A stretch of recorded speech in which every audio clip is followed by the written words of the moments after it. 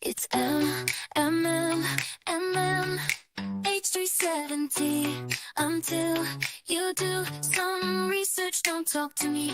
I'm going to find the truth while I sip this martini. Your opinion, it means squat to me. It's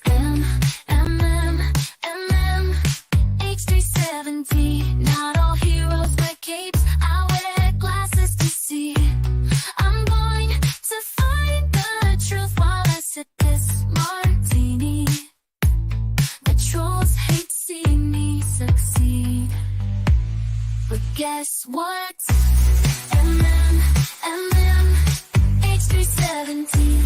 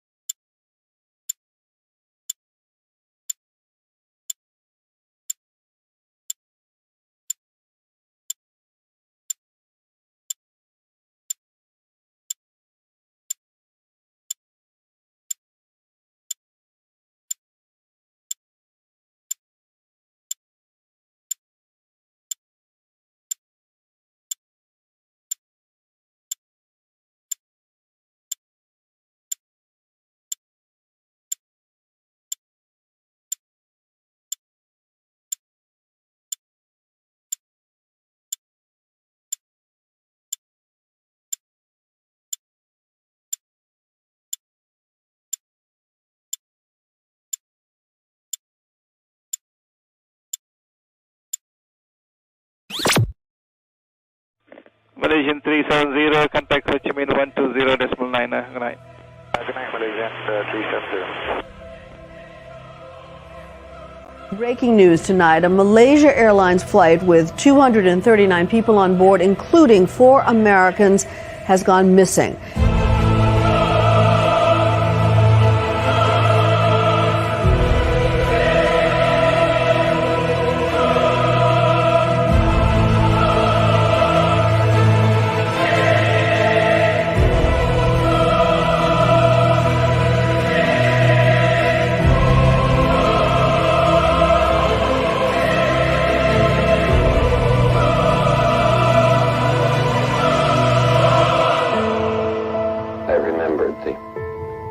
From the Hindu scripture, the Bhagavad Gita, Vishnu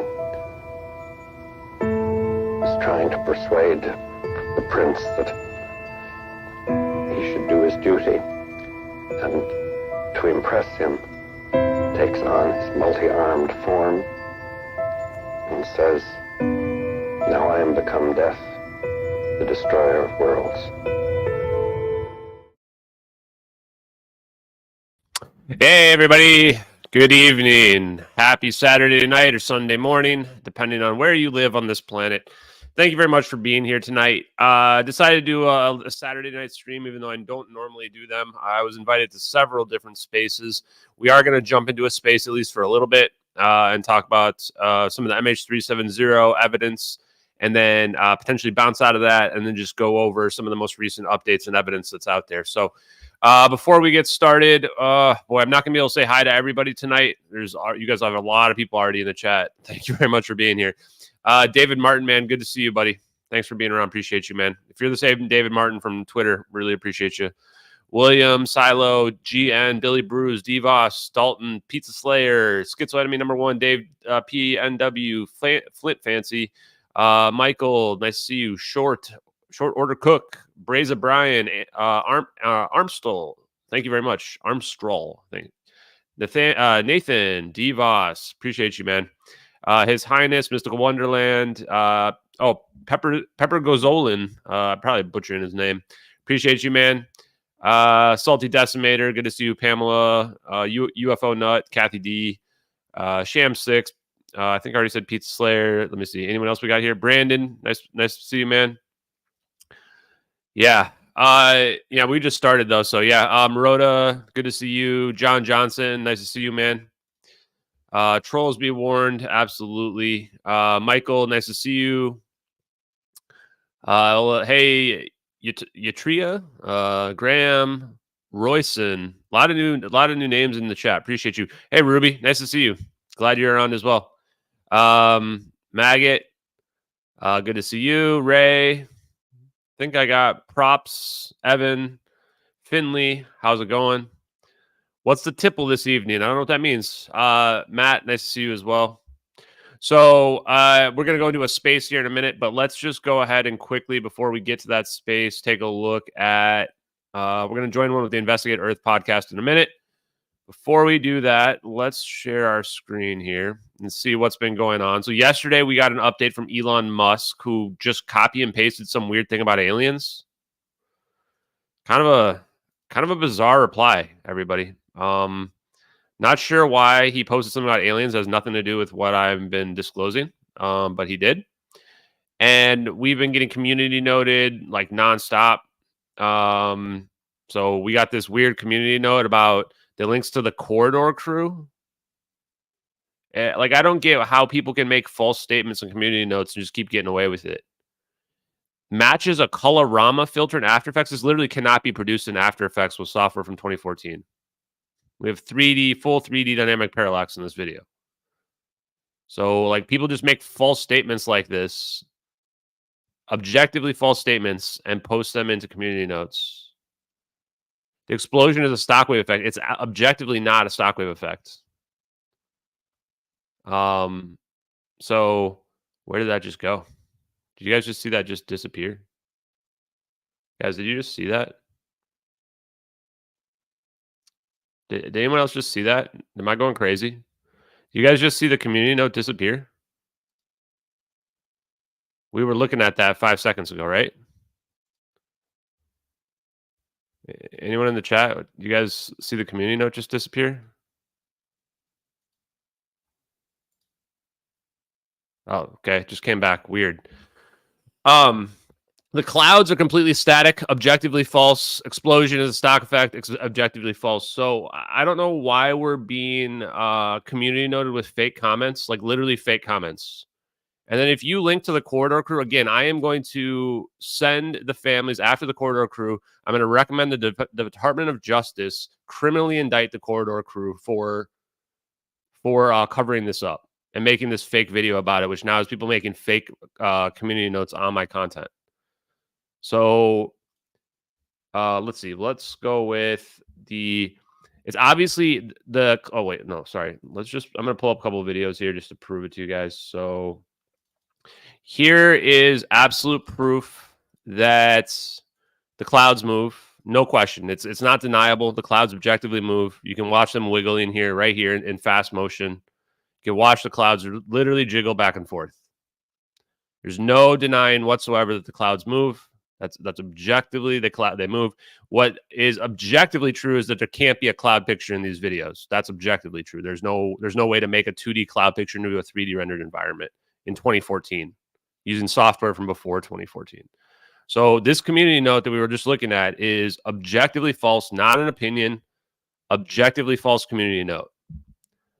We can't seem to deal in facts because we have literal disinformation agents posting fake content on my posts and making objectively false fake statements about them.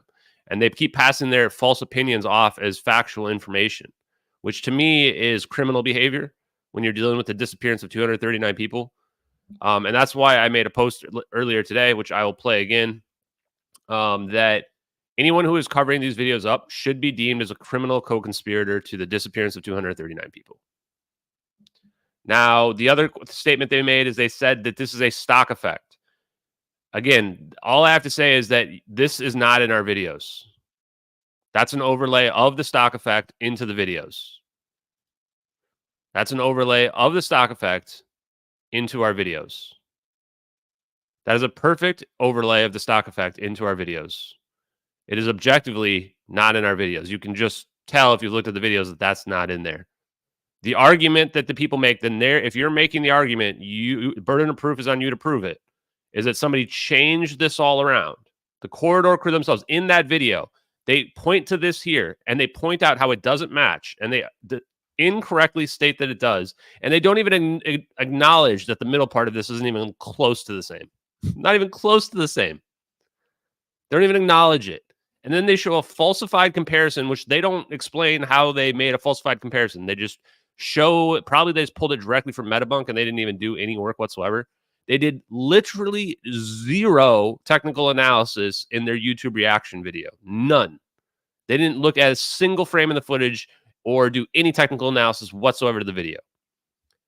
This kind of stuff should not be getting community noted onto people's content.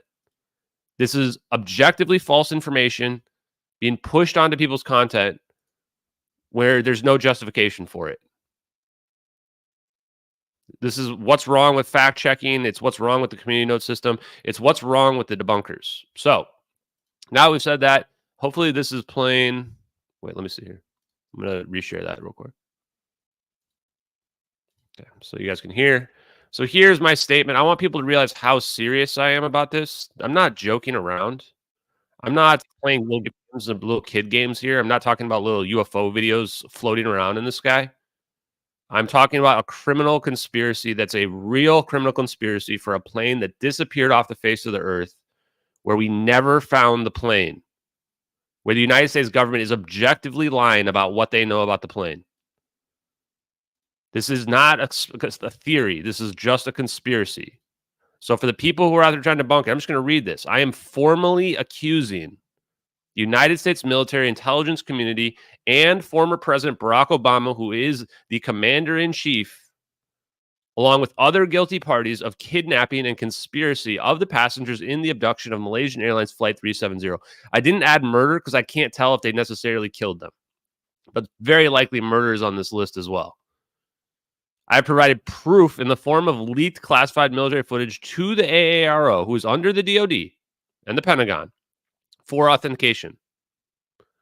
I provided the name of the leaker of the videos, who went to prison, by the way, and spent 6 years in prison on a 9-year sentence after a plea deal. Anyone attempting to hide the MH370 videos or falsely claim that they are some impossibly elaborate hoax by a VFX expert who's a psychic with precognition and somehow knew where the plane was before the world knew, and knows how military classified surveillance apparatus look that nobody else knew in 2014. Anybody who thinks that is pushing that line, because that is more impossible than being able to warp a plane by far. But you show me the X-Men or whoever it is with the psychic powers who knows about the government surveillance capabilities in 2014, who faked the videos and has the ability of precognition. So if you are pushing that bullshit and trying to hide these videos, then you are a co-conspirator in the conspiracy. And I'm going to send both the Department of Justice and I'm going to send the families after you and the media as well. When these videos, doesn't matter if it's tomorrow, a week from now, 10 years from now, I'm going to make sure the media and the public opinion absolutely crucifies you and ruins your life for the rest of your life and that of your family as well. So do not do it. I can't be any more clear about this. You think the videos are fake? Great. Go move on with your life. Go do something else. If you're actively trying to make this case go away, that puts you into potential criminal liability. And definitely in liability for civil liability, which has been already given the precedent by the Alex Jones case. Denying the deaths and criminal acts of people that objectively occurred puts you in civil liability to the family, spreading dangerous misinformation about the plane. You are not an expert on the case. You are not an expert on the videos. When you are coming out there and you're pushing fake debunks like the Corridor crew is, you deserve to have every single penny that you've ever made taken from you and given to the victims. Okay.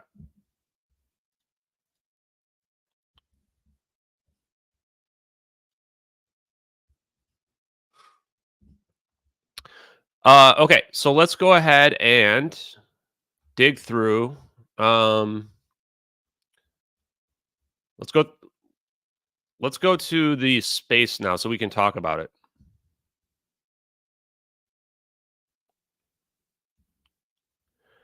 Congrats on 20,000 subscribers. Yeah, thank you very much.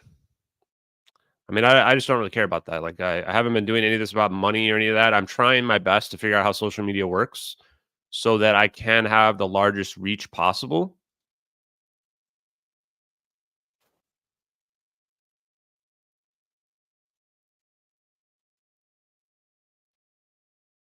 Hold on.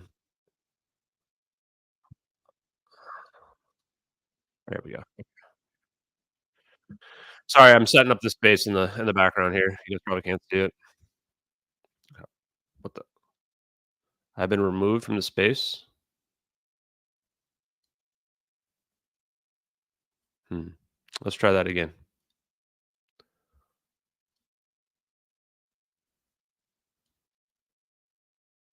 Oh, looks like the space died.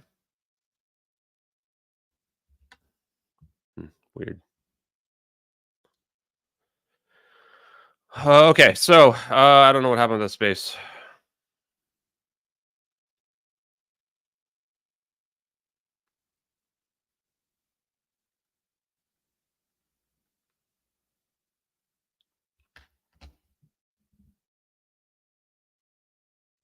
I think he misclicked or something.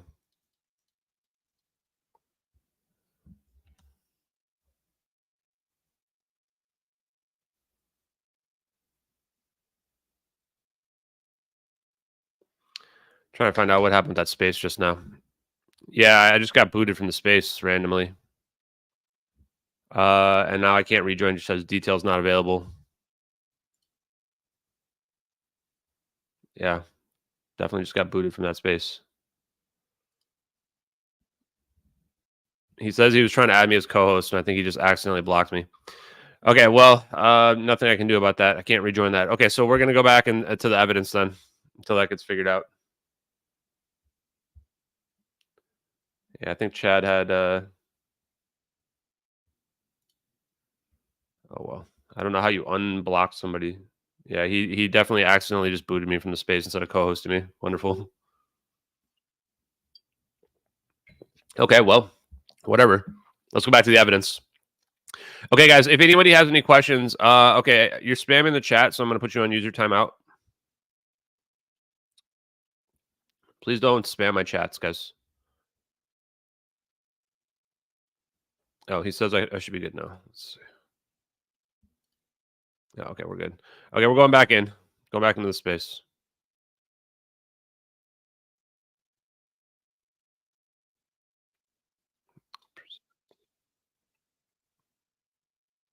Race voted in a certain direction, would you not think that's fucked up?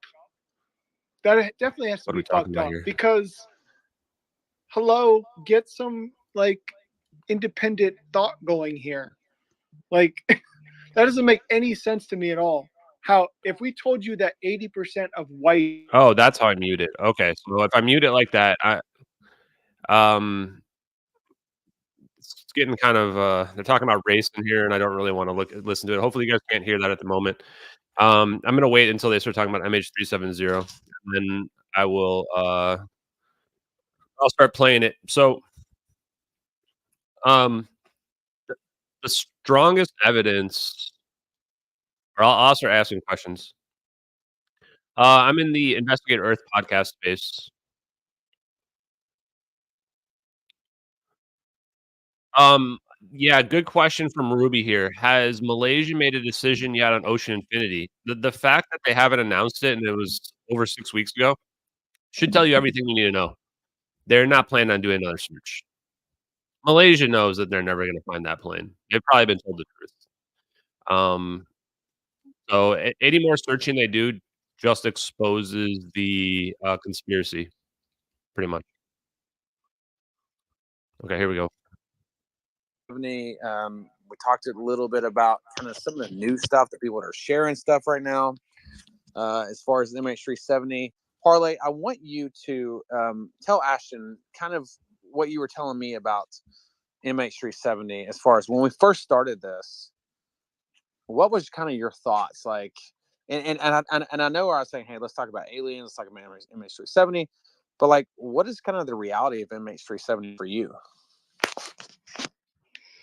Well, I just say, as a person, I'll qualify myself. I know absolutely nothing.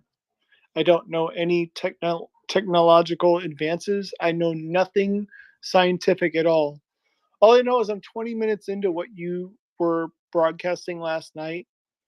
And it's not just last night. I've heard you over different interviews over the past few weeks, few months, whatever it was.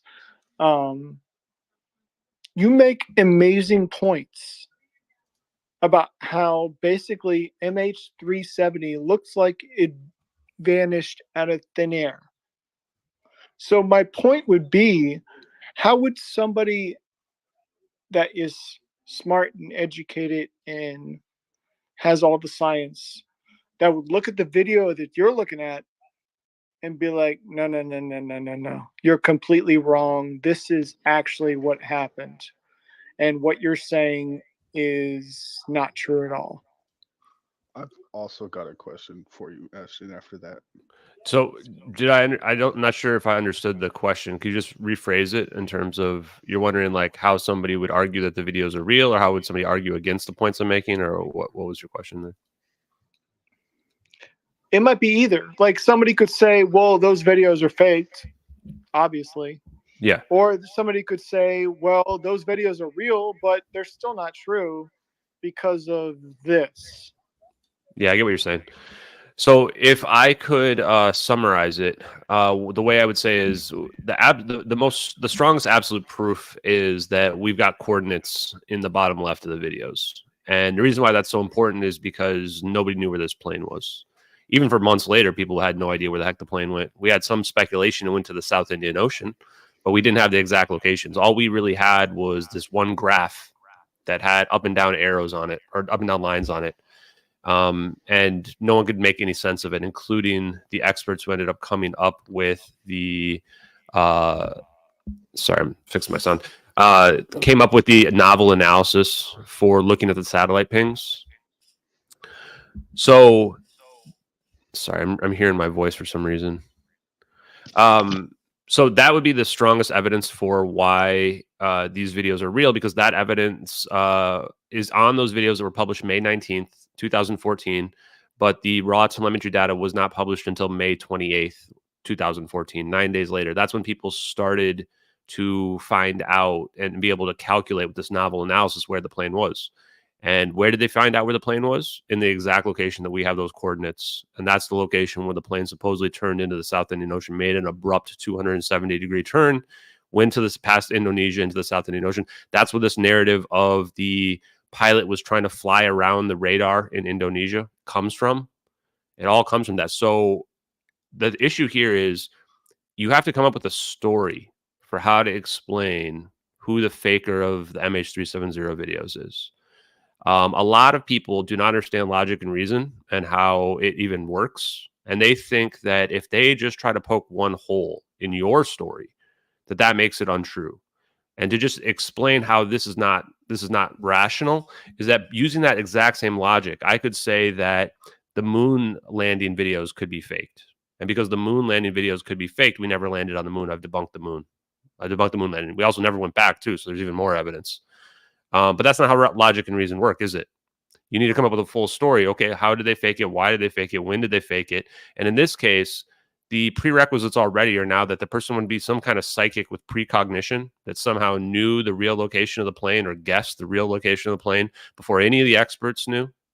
that it knows how the engineering capabilities of a 777-200 work to get a perfect, accurate turning, emergency turning, descending 777 scaled down in 2 different videos. And then they also have to understand how the science works, because everything we see in there seems to link up. No, it doesn't seem to, does corroborate with science that was previously unknown to us, that was out there in the public sphere from a guy named Tom Beard scalar physics. So why would they fake it with science that, like, that a lot of people consider not even to be real out there? Who is this person that meets all of these criteria, that's also a VFX expert, who made 2 videos without a single discrepancy anywhere? So can I ask you Yeah, go 2 ahead. things? Number one, there's, again, like you were inferring in the past, that there is somebody on that plane that they wanted to prevent from going to China. Yeah. And number 2,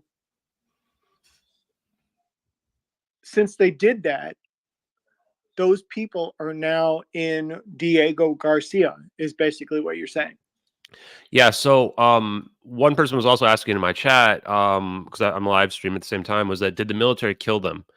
And here's the thing too, is that a lot of people ask me, okay, so where'd they go? Did they go to another dimension? What happened to the passengers? I'm not psychic myself, so I can't say with any certainty. So when I'm saying this stuff, it's based on educated opinion. There's 2 reasons why they potentially would have died before they even get to the zap in the videos. And that's because of the lithium ion battery fire scenario, supported by 19 witnesses, supported by the smoke coming out of the back of the plane, supported by the fact that Kate T saw smoke coming out of the back of the plane in this location of the videos, and that we have a mayday call from China that said that the plane was disintegrating and attempting an emergency landing. Now, the problem there is that not just from the lithium ion batteries and that toxic smoke that those things spew out, but we found it was a comment from a supposed whistleblower, Boeing, that said the toxic fumes from the plastics in the aircraft, if it lit on fire, could kill everybody as well. So just any kind of fire on board the airplane, on one of these Boeing airplanes, potentially would take everybody out. Now, in addition to that, though, if they did survive, and there is some evidence that they might have survived. I mean, the planes, unless they remote controlled the plane, somebody was flying it. And then we have this Philip Wood picture that I posted a TikTok video about the other day, that showed up like 8 or 9 days, I want to say, after the plane went missing on 4chan, which is hard to believe. Why would he post on 4chan? Why would he not call someone? I agree. But that does give some hope that people had survived. Diego Garcia, it is has a CIA black site underneath it. So what would they have done with them, though? They potentially would have been like wards of the state, is a way to think of it. People that are now dependent upon the government that stole them, and now we have to take care of them somehow. We either have to silence them, or we have to put them in witness protection or some equivalent of that, or make them live their lives out in Diego Garcia for the rest of their life. Is it hard to understand and fathom? Yeah, the only people who can tell us for sure in terms of how many people survived, what they did with them, is the United States government. And that's the reason why, no matter what you think about this, like, I think everybody should be able to agree whatever happened to this plane is weird, and it should be getting talked about. And the government should tell us what they know about it. And what we're going to find out is what they know about it is what they recorded and we just saw in those videos, in my opinion. Hey, Ashton. So, and I want to kind of preface this. Parlay earlier, and I want to make sure I kind of accurately described what he said. He said, I think that knowing the possibility of the government or some type of technology that we have as human beings could zap an airplane out of existence, or at least to what we can't comprehend, I think that's mind blowing. And we were actually on another conversation. We were kind of talking about aliens and UFOs and some of these other things, but just someone's opinion that is obviously not as studied as you are on physics and free energy and obviously MH370. I think it was very defining. Just his point to that was like, guys, how do we even know what's going on if we have possible technology that can take an airplane, disappear it, and we don't even know where that is? But Ashton, to that point, you can answer some of that as well. But you've been getting a lot of people sharing stuff. Hodge twins lately. I saw Elon Musk actually responded, I believe, the Hodge twins, or maybe you as well.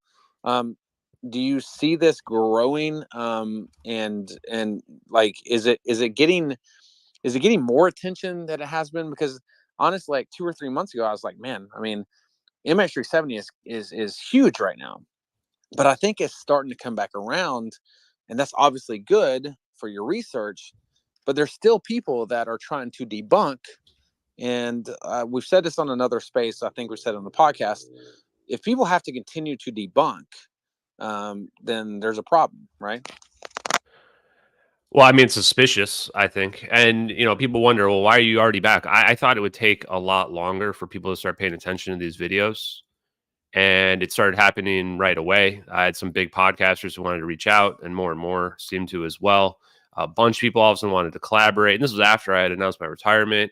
And then the debunkers started coming back out in force again. And so this was the part where I said, okay, I mean, the more they push back, the more I'm going to push forward with it. And the more people are willing to understand and believe the videos are real, the more I'm going to be here to answer it and push the evidence out there so people realize that, yes, these videos are absolutely real. Elon Musk did comment while I was streaming last night. But he literally just copy and pasted his other comment from earlier. We actually found the other comment from, I think it was the previous day. I can't remember where it is, but this exact comment where he says, I have seen no evidence of aliens, because Hodge twins asked him, what do you think of these videos, Elon? I mean, he's got a company called Tesla, and I'm sitting here saying that Tesla was right, and we have the ability of free energy. And he's got SpaceX, which is using conventional propulsion to ship rockets up, and he self-admittedly wants to send people to Mars. I mean, I'm not going to Mars, but if other people want to go to Mars, then warp drive technology will get us there within probably seconds, if not minutes, maybe even faster. I don't know. So he says, he replied and he said, I've seen no evidence of aliens. If I did, I would 100 emoji post about it on X instantly. SpaceX has almost 6,000 satellites in orbit, and not once have we had to maneuver around aliens, alien face. Well, what the hell does this mean? I'm not saying it's aliens. I'm out here saying that this is our technology. Like, is this like a little nod to be like, yes, this is real and I just can't say it? Is he like just not understanding the gist here? He's a smart guy. I find it hard to believe that he doesn't understand what's being asked of him here. We're looking at a drone video of an MQ-1C military grade Eagle and our Sibers satellite system. We can tell from these orbs there's no little aliens flying around in them. It's a plasma sphere consistent with plasma physics that's out there that the Department of Energy has been pushing on their Twitter account recently, and consistent with superconductivity, microchips that are extremely powerful that are used in quantum computers. So I don't get why this answer feels very wishy-washy. And the fact that it was a copy and paste just gives me this weird feeling about, like, is Elon actually an AI? I really have no idea. I'm just kidding. But what I really think, though, is like, imagine that if you're somebody who's got a satellite company, you would think that you must have had to sign NDAs with the government. And so it's very sketchy, because if he knows these are real weapons, then I could imagine that he would be forced to not be able to talk about them. Now, real quick, one last thing I want to say regarding the debunkers and stuff like that. So I pushed this video out there earlier today where I am directly accusing the military, the intelligence community. I pretty much read CIA, but the other factors of the intelligence community as well can be involved. And President Barack Obama, who was the commander-in-chief when this plane disappeared, of at least abducting the plane, which is kidnapping, and conspiracy to hide what happened. I can't say with certainty that he murdered the people as well, but seems pretty likely there's probably some murder involved there, or at least unintentional homicide. And the reason why I posted that out there is because I want people to realize how serious I am about this. I'm not some UFOologist. I am an investigative journalist, and I am levying and accusing criminal charges against both specific people, such as Barack Obama, and the military-industrial complex in general. This is not a situation where somebody is debunking a harmless light in the sky, saying that it's jetpackers or balloons. This is a situation where 239 people disappeared on an airliner that was never found, where the official search didn't find one piece of the debris where they thought that it crashed, didn't find any black boxes, and where there is no official answer for what happened to the plane. To me, this is fundamentally equivalent of the civil liability suit against Alex Jones, where they claim that he was lying about what happened to the Sandy Hook victims. So this is the part where I want to put the people on notice who are debunking this, is like, you're on the side here essentially of you're trying to debunk like a murder case, like a cold case murder case, going, no, that murder never happened. Those people never existed. You know, those people's families didn't get any answers. And by the way, Ashton, I wanted to say this real quick is that, you know, I think Elon Musk answer to me sounded like a politician. Have you ever heard a politician be asked something on a debate stage or whatever the case is? And you know how they kind of divert the question? They'll answer something completely different than what the question actually was. That sounded like what it was to me. I don't know if you caught that, but that's just what it's right away. I didn't. At first, I just thought, well, maybe he's just like most people who look at that and go, "This has got to be aliens." Because remember, the first week I talked to you, I thought it must be aliens because it just seemed like 1,000 years more advanced than we were at.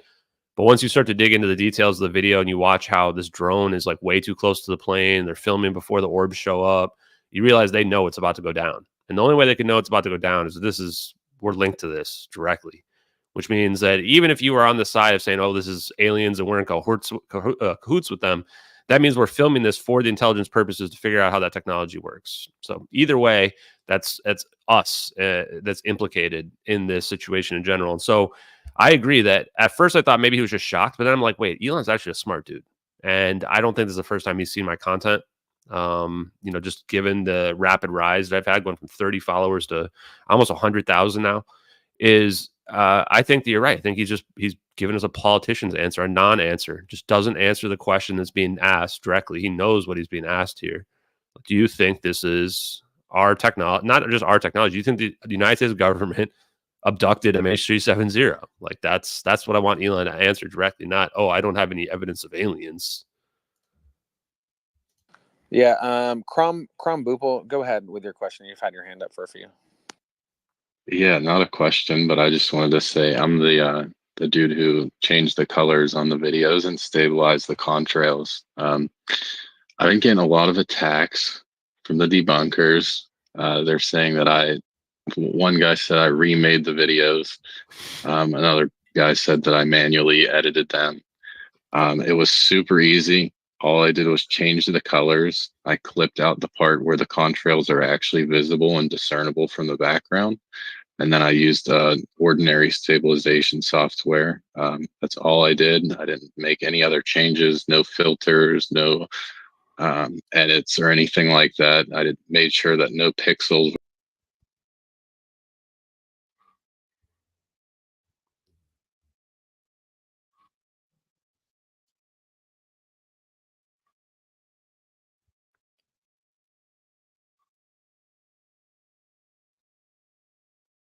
They don't match. Ashton's 100% right. They're not a pixel per pixel match.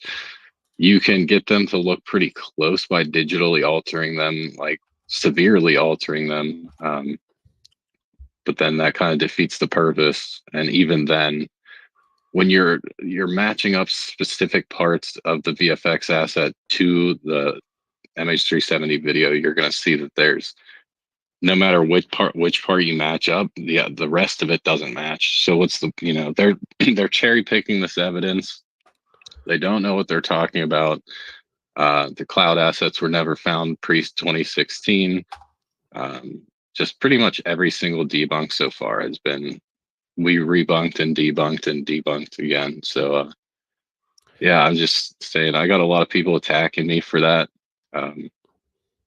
Everyone's I didn't remake the videos. Let's just say that. When they simple. remake, do they think that you modified it for the stabilization thing to show that? Is that what they're claiming? Yeah, a bunch of people said that. They said that I made him. I like tethered the contrails to the plane. That's not what I did. I used ordinary stabilization software.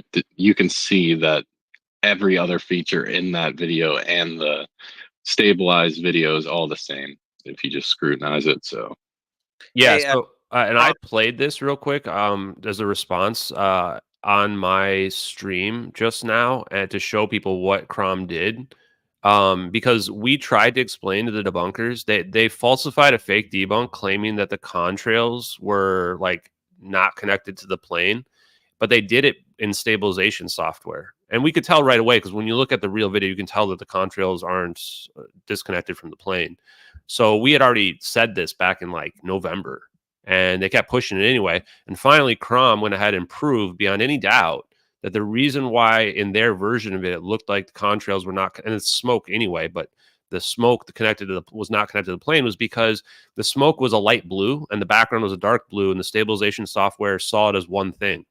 So all Crom did was turn it to black and white so that the smoke would be white instead of being, black or blue in this case.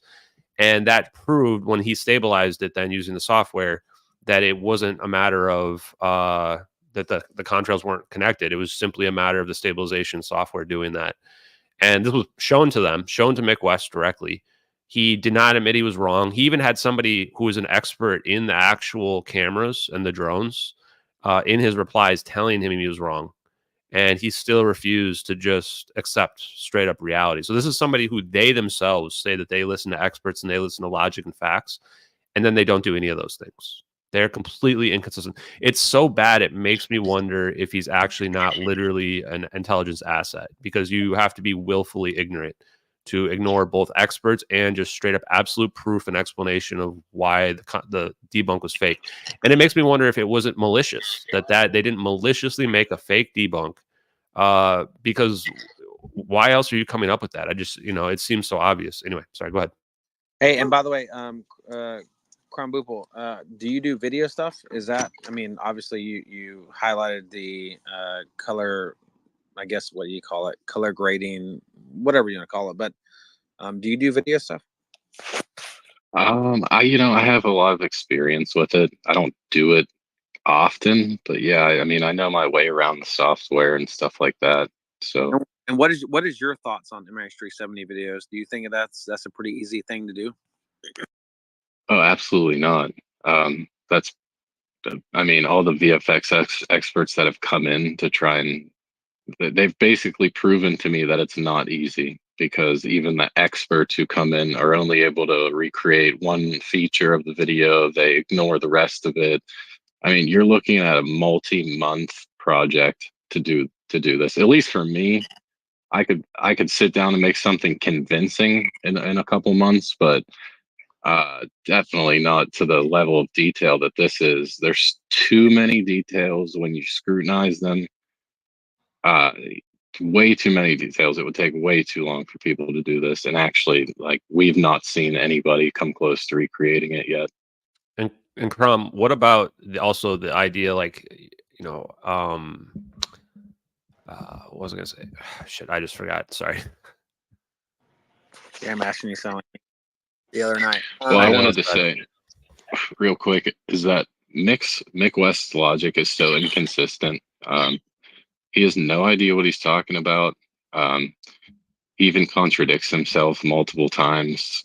And he uses circular reasoning to justify his stances, like the if A, then B. Well, if B, then A. And then if you just keep going back and forth with them, eventually they just say, oh, well, you recreated the videos. And it's like, no, actually, I could live stream me doing it in 2 minutes, the process that I did. So. Oh yeah, and the part two that I was going to say is that when you look at the videos too, there's no discrepancies anywhere. Like if these were patched together or they changed the frames around individually, wouldn't there be a frame in there where there's a mistake somewhere?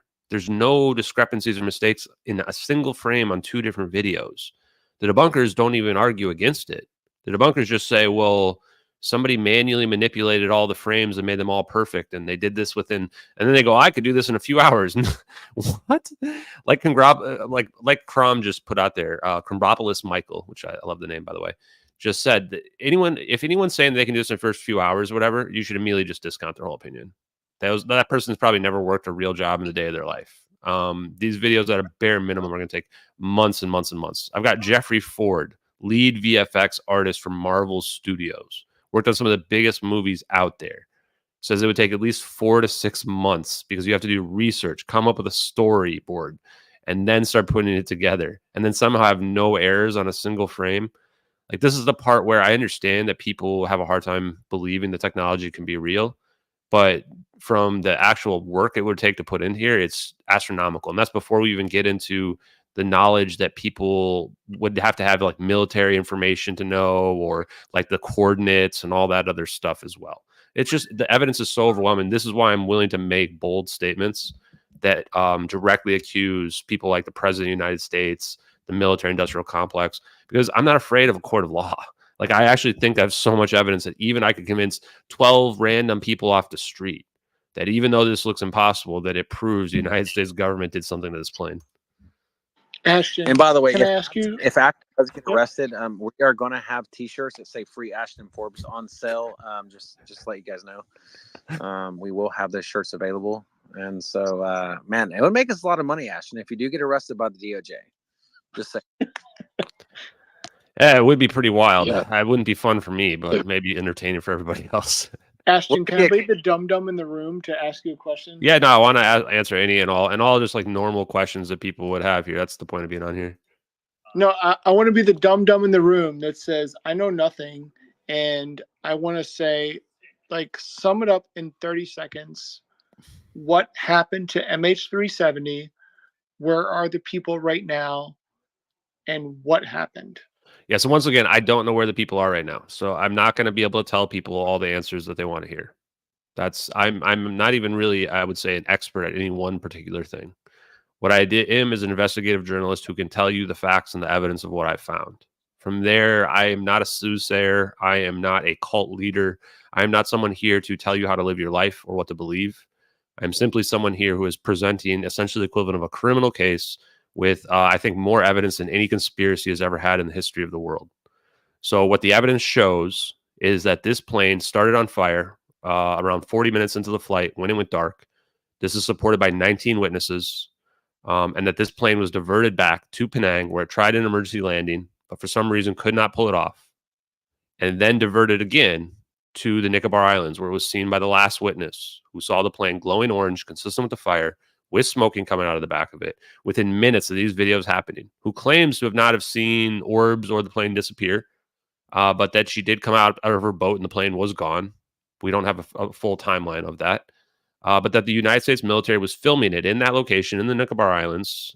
They were using data from their satellites, which produces a 3D rendered environment on ground-based computers that somebody logged into later on, and that we had an MQ-1C Gray Eagle with its aerial surveillance package camera underneath the wing, which is capable of taking the color video we see using their multispectral camera, filming this event, and that the United States deployed these orbs, which are some type of hypersonic super weapon. And I say that because it has a similar plasma field or sheath around whatever's inside, as hypersonic weapons are reported to have. We've never seen United States hypersonic weapons before. And that we did something called macroscopic phase conjugation to this plane, which involves taking a 0-point system. So think of like two lines going at one another, or a equilateral triangle, a 0-point system that can kind of abuse Coulomb's law to create a very powerful electromagnetic force that actually creates a scalar potential. And a scalar potential is a stress in the medium in this case being space-time. So a stress in the medium of space-time is gravity wave, producing a gravity wave, which is equivalent to a wormhole, and slingshotting this plane somewhere west, we believe. We don't know for sure. We don't have two other videos on the other side. But the reason why we say that is because there's a fire suppression device that washes up there. Could have even just fallen out of the plane. Could have been thrown in the water after this plane lands. And then we have 20 witnesses on an island there in the Maldives, seeing the plane flying low with the blue and red stripe of Malaysian Airlines. They can see the windows on the jumbo jet flying south towards Diego Garcia. So the most logical place to hide this plane that fits with the evidence that couldn't be covered up, that other countries wouldn't be able to expose us for doing this, is Diego Garcia. It's middle of nowhere. Commercial airliners can't land there.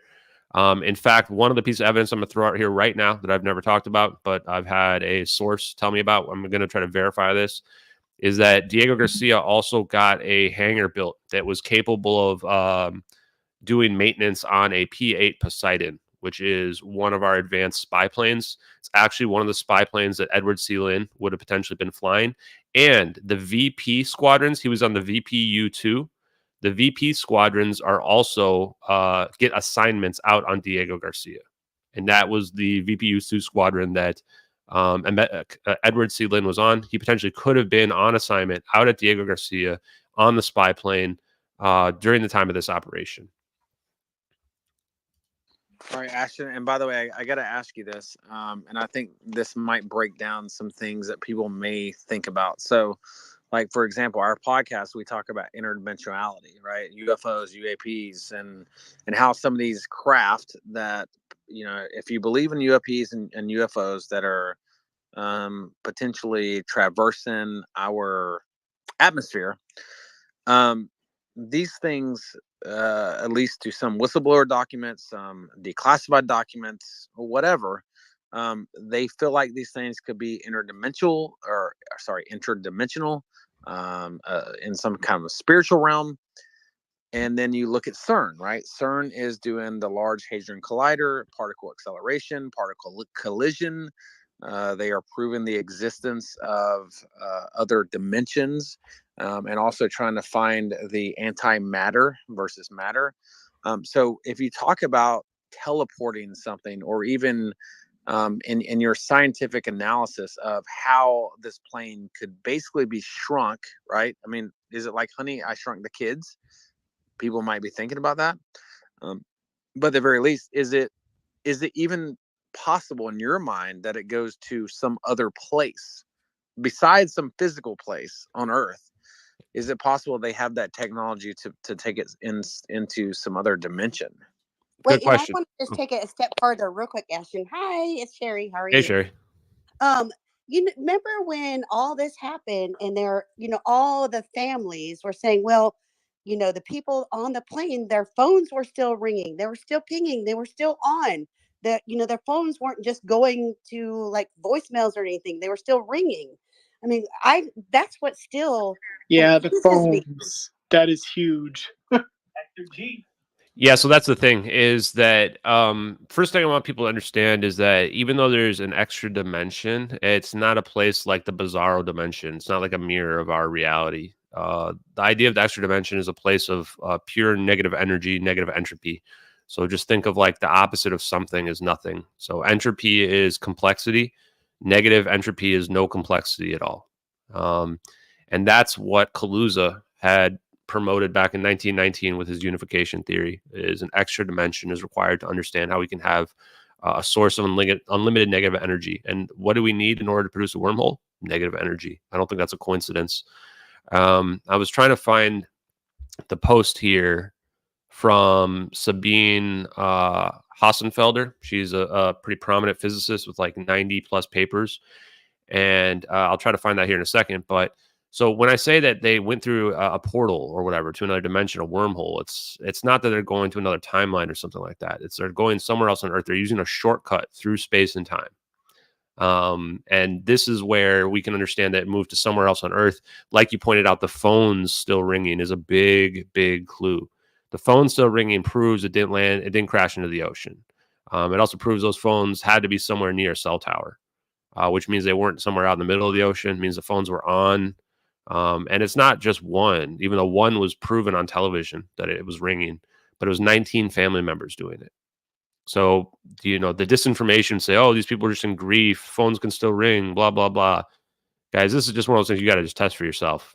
Turn your phone off, have somebody call it, see if it rings. It's not going to ring. But this also means they're not in some other dimension. People say, well, this tells us that how going through dimensions works on phones. No, because by the time they're calling them, they've already reappeared. This plane's not going 10 years into the future. It's not manifest. Although that is technically possible, but that would only be possible if they went to Alpha Centauri and back. That's how time dilation works. You can travel to the future. If you go to Alpha Centauri and you come back, you're going to come back here. It's going to be like instantaneous for you, but for everybody else, it's going to be 8 years later. But in this case, because we've got all this circumstantial evidence, because the plane was seen the next morning in those islands near Diego Garcia, this plane if it did time dilate, it's not going to be by years. It would have just been maybe minutes, seconds, or hours. We don't really know 100%. Yeah, that's a great point. And Sherry, good question. Chris, go ahead. Hey guys. Hey Ashton, listen, I appreciate your work, and at this point I think we have plenty of evidence and enough information that we can go forward and approach the major media, legacy media, or even guys like News Nation, Tucker Carlson. Actually, I know you approached Joe Rogan before, but we've gotten to the point where I think that we can get this out into the major media outlets and make a good enough case to the public to get some actual action started on this. What kind of updates do you have? Have you gone to Arrow? Have you gone to talk to anybody at News Nation or Tucker Carlson, for instance, outside of Joe Rogan, that you can kind of get this this kind of info out to the public? Yeah. Yeah. Good question on that one. So, you have to realize that people are going to have the same reaction that Elon Musk is going to have, or probably not even that much reaction. A lot of people are going to look at that and go, there must be aliens on there. I have brought the information to Arrow. I think they're our best hope to having the government admit it, but they are also controlled by the Pentagon and the DoD. So I didn't even expect to get the first response I got back from them, which was that initial investigation had revealed surveillance and search capabilities, or some search the United States did after the plane lost radar, which is probably one of the biggest breaks in MH370 in general. Just not even related to these videos, but just absolutely huge, because it says the government saw something. And Arrow wouldn't keep searching unless there was something to it at that point. So I think that that's a big thing. And then, yeah, I mean, bringing it to a wider audience, absolutely. Of course, I think we are at the part where it's just the more people that look at it, the bigger it's going to get. And unfortunately, it will polarize people against me because there's a lot of people who this threatens their entire worldview that's out there. But you can see, because of the extreme nature of what we're dealing with here, it's probably it's like too big. The criminal liability and civil liability on the people that have been covering this up is not something those people are ever going to be able to accept. So we have to be somewhat realistic about that. Does that answer your question? Did I miss anything? And Ashton, by the way, I got to ask you real quick. How do you take control? And this is something that Sherry and I have been talking about as far as UFO, UAP.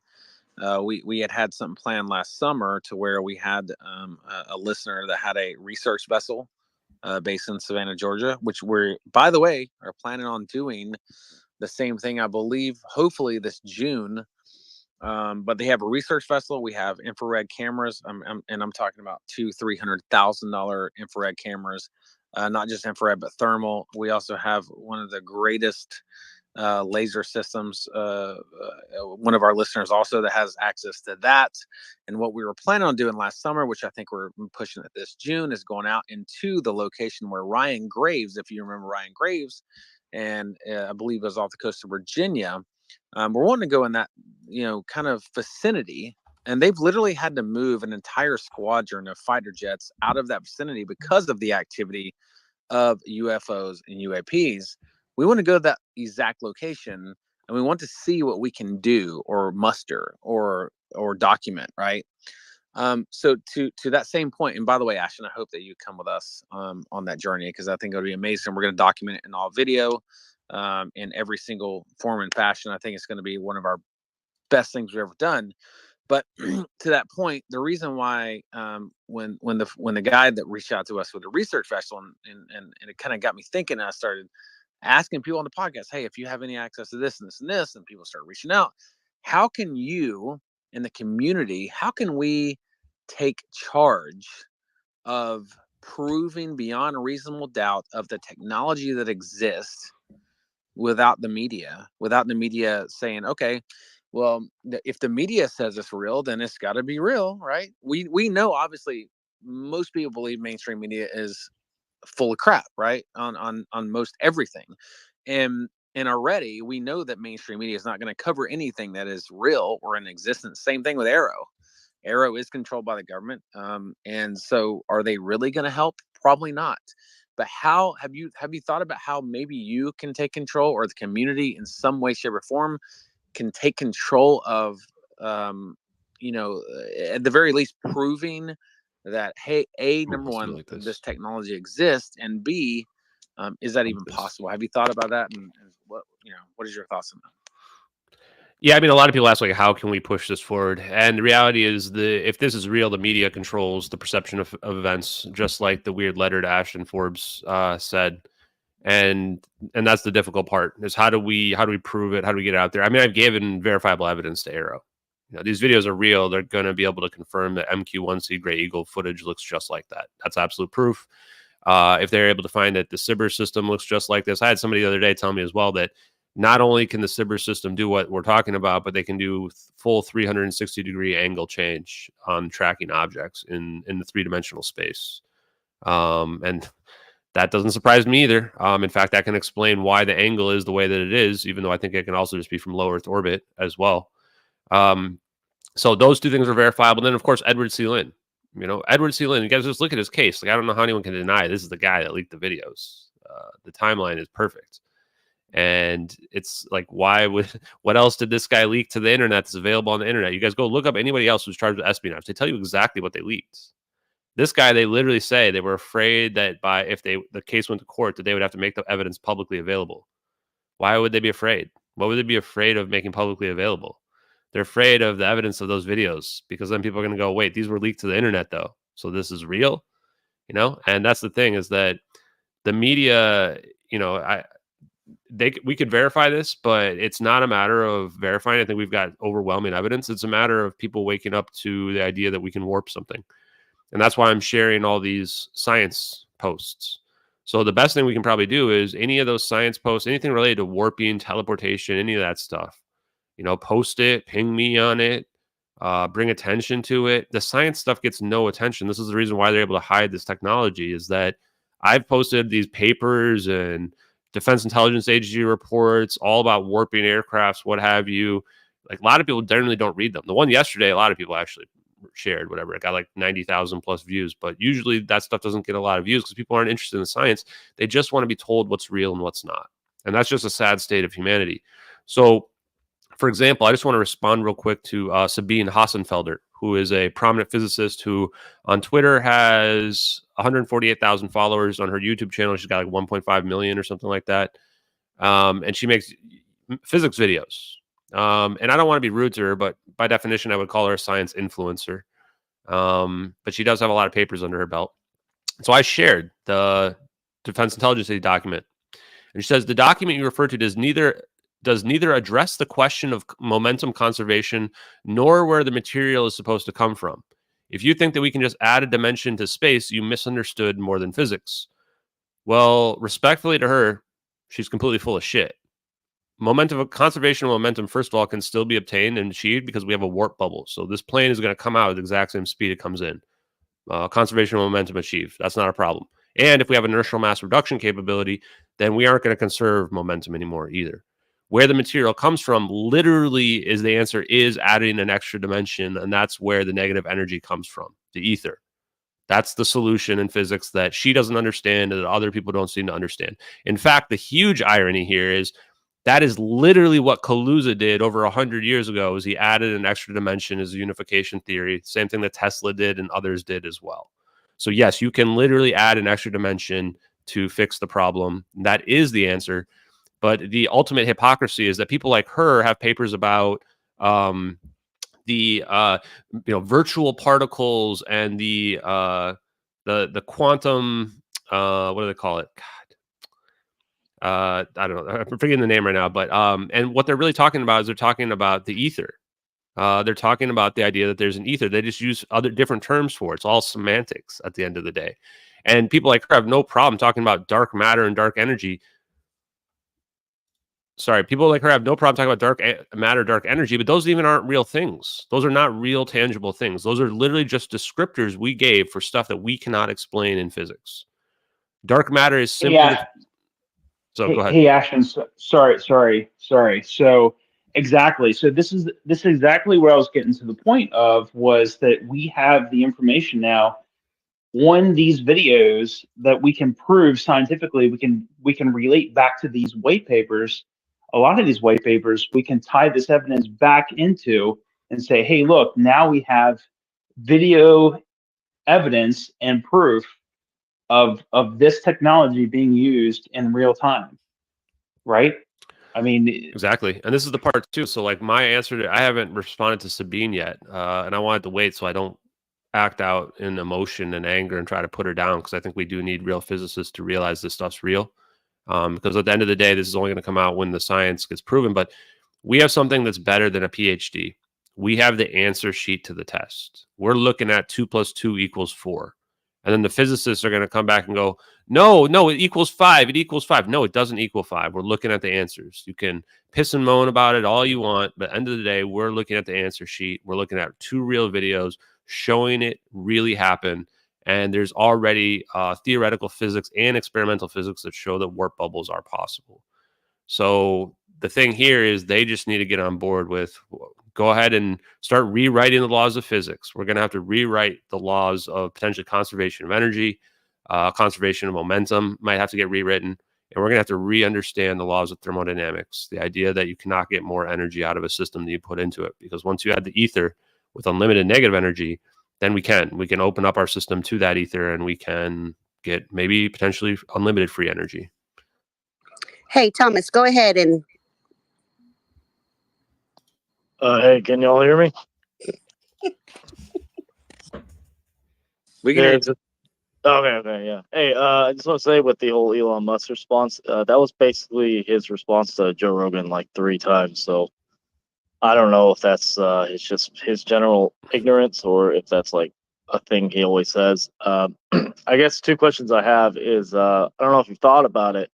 I know you sent the details to AARO, but you can go out there and get a warrant, I guess, if you wanted to get the cell data, exactly the location of where those cell phones were called. If it's possible, I don't know, go through the family members who called through and contact them to see if you can get a warrant out to the cell phone service to find that and direct it. I mean, good luck. That's a shot in the Yeah, dark. no, that's people said that, but that's not realistic. I mean, Yeah. who am I even? First of all, who am I? How do I have jurisdiction? And who am I sending that warrant to? Right? Anything that's a Yeah. private company, you guys can just throw that out. That's not happening. The only thing that I can get information from is our government, United States government, because I'm a United States citizen. I don't have jurisdiction over anything else. Yeah, of course. I guess the other question was, I remember, I think you posted like a month or 2 ago. Did Joe Rogan message you? Whatever happened with that? Yeah, so he had reached out, and then Whoa. he was convinced by the. I mean, I assume that he was convinced by the Danny Jones interview, since he linked it to me, and a post on Reddit. I think it was the cloud picture post on Reddit, which tells me, my opinion, is that his producer is, Reddit brain, as I would call him. I think his name is Jamie Vernon, and easily convinced by disinformation, which is sad, because when you're the biggest podcaster out there, I think that you should be listening to. I have more evidence than pretty much anybody might have out there for a case of conspiracy like this, and you should at least is worthy of listening to and discussion. And why it's important for a podcaster like him is that will bring millions of eyeballs to the information. There's a lot of people covering this up. It's not just like a few people. For something this big, there's probably hundreds of people that know about this that are out there, and they're all staying quiet about it because nobody wants to get Only killed. Nobody wants hundreds? to go to prison. Well, it's Like hard to only say hundreds? exactly, but it's very compartmentalized. This type of information, this type of technology, I think you can even argue that Edward C. Lin didn't know what he was looking at in these videos, and he was Wait, one of the guys in the spy plane. Dude, shit. Look, I don't even know how like this whole like lingo works, and like I think I'm not really sure how the all this shit has like started, right? Yeah, I don't know. I've been the one that's like been with Claude like chilling for like I don't know how long, like a year, and all this weird shit started happening. So What's like everybody I've talking been about? trying to get in touch. I don't know if everything's just gotten like I'm not sure what happened. I got like obfuscated, like kind of weird shit happened, and like anyway, that's me. Gavin, do you have a question? Okay. What do you mean? Do I have a question? Okay, let's go to the next person. No problem. Yeah, hey guys, let me interject for just a second. We've got about 150 people in here now, and we can only have a limited. That guy's on a lot of So drugs. if you do have a question, just ask to be a speaker and we'll approve you, and then you can put a hand up and we'll get to you. And by the way, I want to Come comment on, on Joe Frank. Rogan real quick. So Joe Rogan, and I know Ashton for your stance.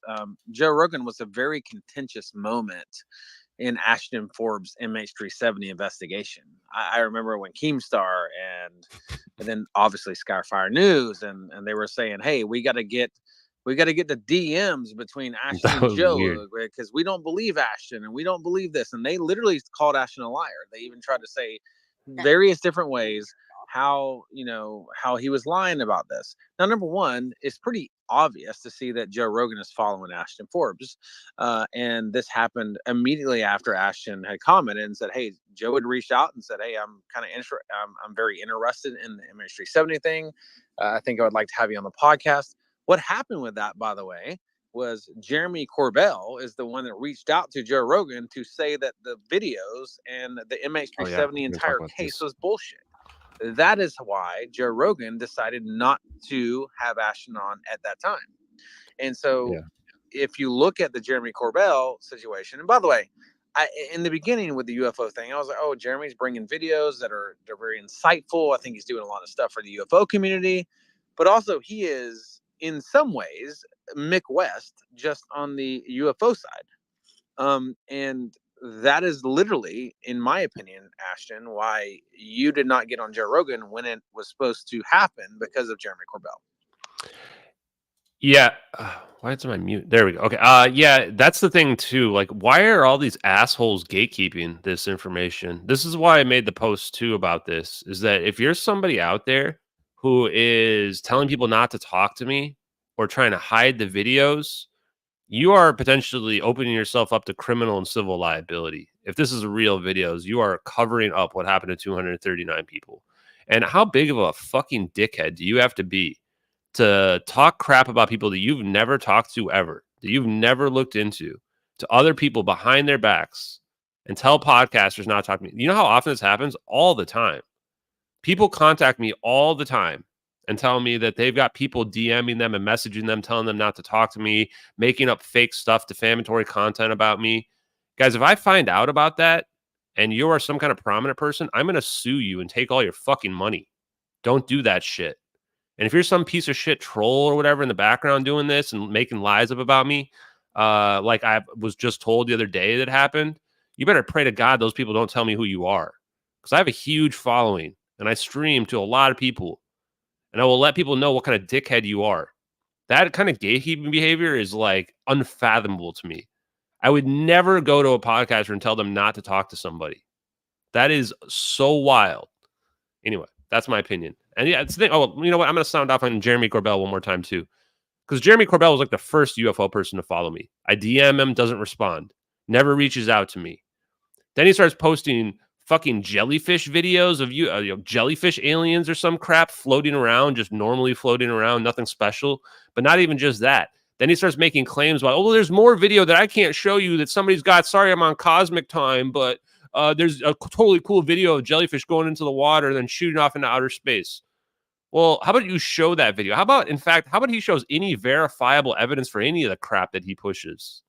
Him and George Knapp. What kind of bullshit game are these guys playing? Where they just drop this stuff. They never interact with the community. They never support anything they do. They just put it out there. And then they just let the community kind of deal with it. Like, I don't even get what they're trying to do.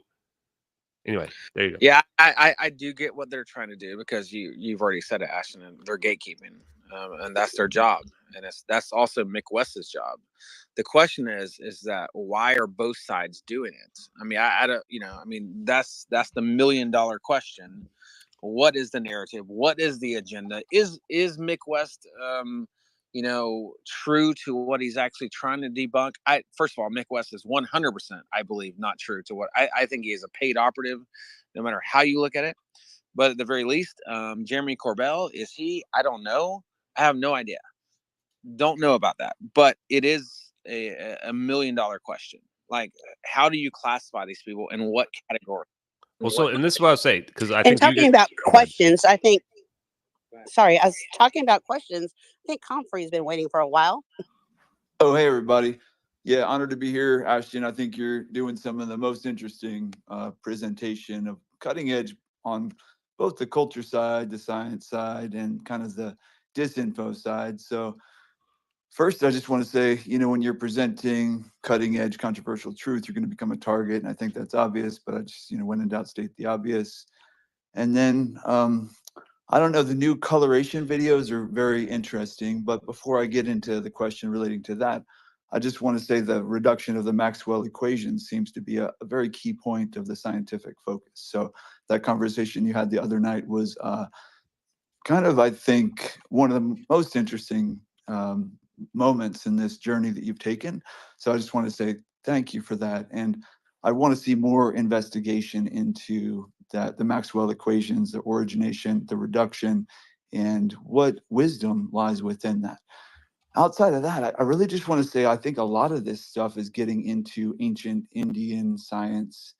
I think the ancient Indian wisdom traditions hold a lot of this wisdom that we're kind of coming back into. I think that's a lot of the hidden wisdom of the how do we say, the wisdom traditions, the secret societies, etc. I think they kind of keep some of these aspects kind of core to their purpose and all of that. Now we see the option of some of that stuff spilling out into public knowledge. It's precarious and very interesting. So, everybody cannot have the fire. So it's really interesting to be a part of this time where we can see the fire kind of spilling potentially over into society. But anyway, I think if I'm going to ask a question, I just want to say that the new coloration videos are showing kind of the directionality of the orbs.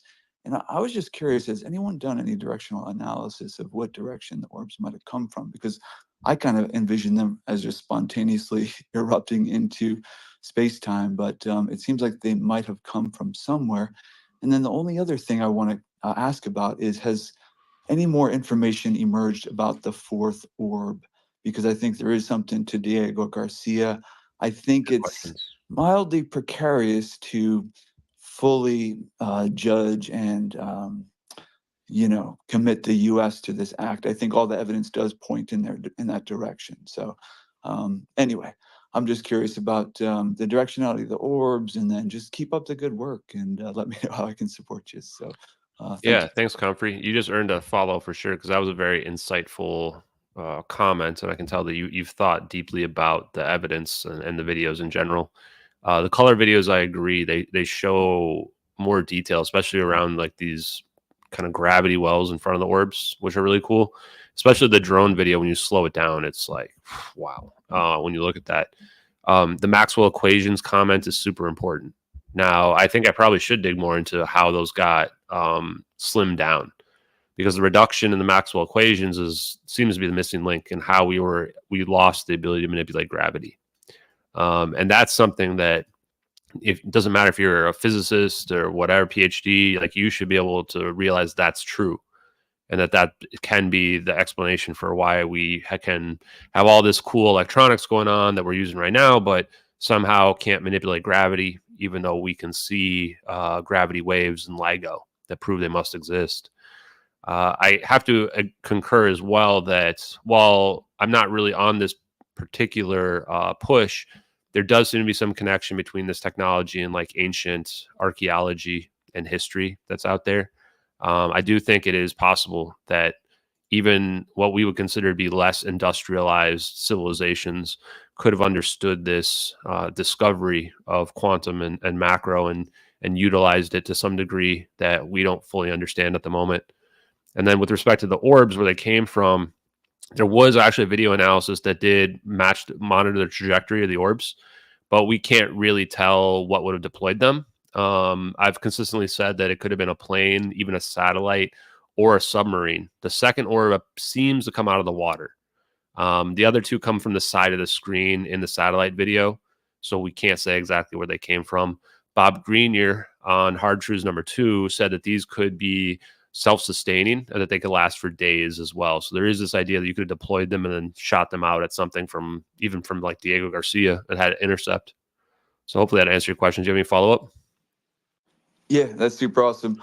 The only other thing that I want to add to the conversation, I think just all of this Maxwell equationism in context of spirituality,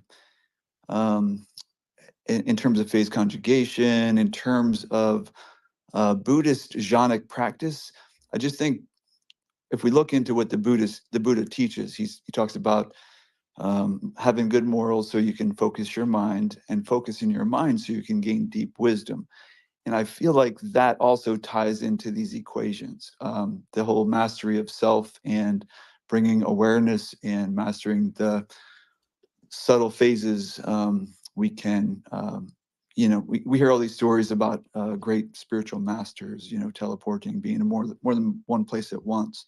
So I just want to invite all of us to connect with our own potential phase conjugation to maximize our potential. So that's really just the translation of this science into self-actualization. So I just wanted to throw that into the pot and stir. So thanks again. I love this guy. Guys, follow Comfort Ear. Seems like a Yeah, good guy. that was an amazing response. Like one of the man. most insightful comments I've heard on Twitter X Spaces. Yeah. The And by the boot. way, Go ahead. Ashton, do you not think, to his point though, do you not think society is dumbed down for a reason? It definitely is. I mean, if you're hiding this kind of technology, this is why I ask questions of like Clayton Morris, and if I ever talk to Tucker Carlson, I want to know why they think this nature of this thing is so dark. Because if you imagine that they were, intentionally had the Maxwell equations like rewritten in a way where we can't figure out anti-gravity, that's scary to me, because that shows some type of intent in terms of like, are we being led? Is our government being led by outside external dark forces, or some kind of breakaway civilization? Is there a secret cult of people that are manipulating the government, owning the government? Is there aliens that are doing it? I don't know, but that's what's scary about the idea that they could really just be dumbing us down, just like the movie Idiocracy too, where we're just getting dumber and dumber. I really think it's true. I think we live in idiocracy. Real quick on the comments that Comfrey said, the Buddhism thing, I really connect with Buddhism. I also think there's a weird connection between this technology and the idea of resurrection, or reincarnation, let's say, which I do think is consistent even with like Catholicism and other religions as well, because I think that if you believe in the soul and heaven, you can imagine that your soul could come back down to earth. In my opinion, it might be blasphemous to say that, but that's just my thoughts. And that our bodies are transmitters, and that our souls are coming from an extra dimension that we don't perceive down into our bodies. Fourth orb location is speculative for sure, but it is consistent with wave mixing interferometry and phase conjugation. That's why I think macroscopic phase conjugation, no scientists have been able to refute the idea of macroscopic phase conjugation, which should be pretty damn telling. The number one way to get corrected on the internet is to say the wrong thing on the internet. And then usually you have like 100 people correcting you, saying how wrong you are. And in this case, nobody said anything wrong about the science, at least nothing significant that would displace it. The last thought real quick is the idea that the USA took the plane. Guys, I'm a United States American. I would consider myself very patriotic. I love my country. I've lived overseas and I wanted to come back. But we are implicated in the disappearance of this plane. We're the ones filming it on 2 different assets before the orbs even show up. So people can say, maybe this was aliens that did it somehow and we randomly caught it, like the 1 in a million chance. If so, why would we cover it up like this? We're the only ones who could have covered it up in Western media. If Russia had pulled this off, which I don't even think they're capable of something like this, I think our tech with those orbs is not something that we just discovered. This isn't a test. This is something that like we've been developing this technology. It didn't start off as floaty orbs. It's probably started off as radars or something like that on the ground. So we've been developing this. Russia probably doesn't have the capabilities, and China is excluded because I think China probably does have the capabilities, at least now, maybe not in 2014, but they've been catching up to us. They've been stealing our technology. I think that's the reason for this, is they were trying to steal this technology from those Freescale semiconductor scientists. And the thing that rules them out is they hacked the Malaysian government, the Ministry of Transportation. They were looking for answers because they knew something sketchy happened here. When they released those satellite pictures, it was the weirdest thing ever. Because you look at the satellite picture, especially now in retrospect, and you're like, that's not even debris in the water. That's like a triangle formation around an object in the sky with cumulus clouds next to it. And Ashton, by the way, That's it. make sure everyone understands that the satellite photos you're talking about is the Chinese government releasing photos of 3 floating things around MH370 at the time. The Chinese government released that for sure. Yeah, the thing about it is it gets reported in the media as debris, but there's not like I dug around. I didn't find any like official like quotes from Chinese officials saying that this was debris. It seemed like it just got reported in the Western media as debris. And they went and look and they find nothing, nothing at all in the location. And you look at that image, and without, if you would look at these videos, the images make perfect sense. Without these videos, you're like, you just dismiss it. You don't know what that's all about. But that's why it's perfect spycraft, because that's the Chinese government going like, this is a message only to the perpetrators. Only people who understand that image is the perpetrators. And that's what they were doing. They're pushing out there to figure out who the perpetrators were. May have already suspected the United States, but they're pushing that out there as definitely some kind of spycraft, in my opinion. Ashton, I've agree. got a question for you. Sorry, go ahead. Sam. Sorry, Chad. And Chris and Zell, I know you guys have been waiting. We'll definitely get to you. And also, guys, I've had to rotate out some speakers because we're limited on number. So anybody else that wants to speak, just request and put a hand up. And then once you've already asked your question, we may have to rotate you back out. So it's nothing personal. But if you've got another one, you can come back in later. But Ashton, this is obviously speculation. This is going back to what you were saying before. In terms of the people that are obviously trying to censor what you're saying or basically just sabotage you entirely, do you think that this is more likely that you're dealing with people who are government operatives or people who are perhaps financially benefiting because they are somehow tied into the DoD? Because we know obviously there's a lot of financial gain there. There's a lot of companies that potentially people are shills for. Or do you think this could be a situation similar to what Graham Hancock has been facing, where you've just got people who are absolutely insistent that they're not going to go against sort of the mainstream narrative, kind of what he's been dealing with, with archaeology and academia.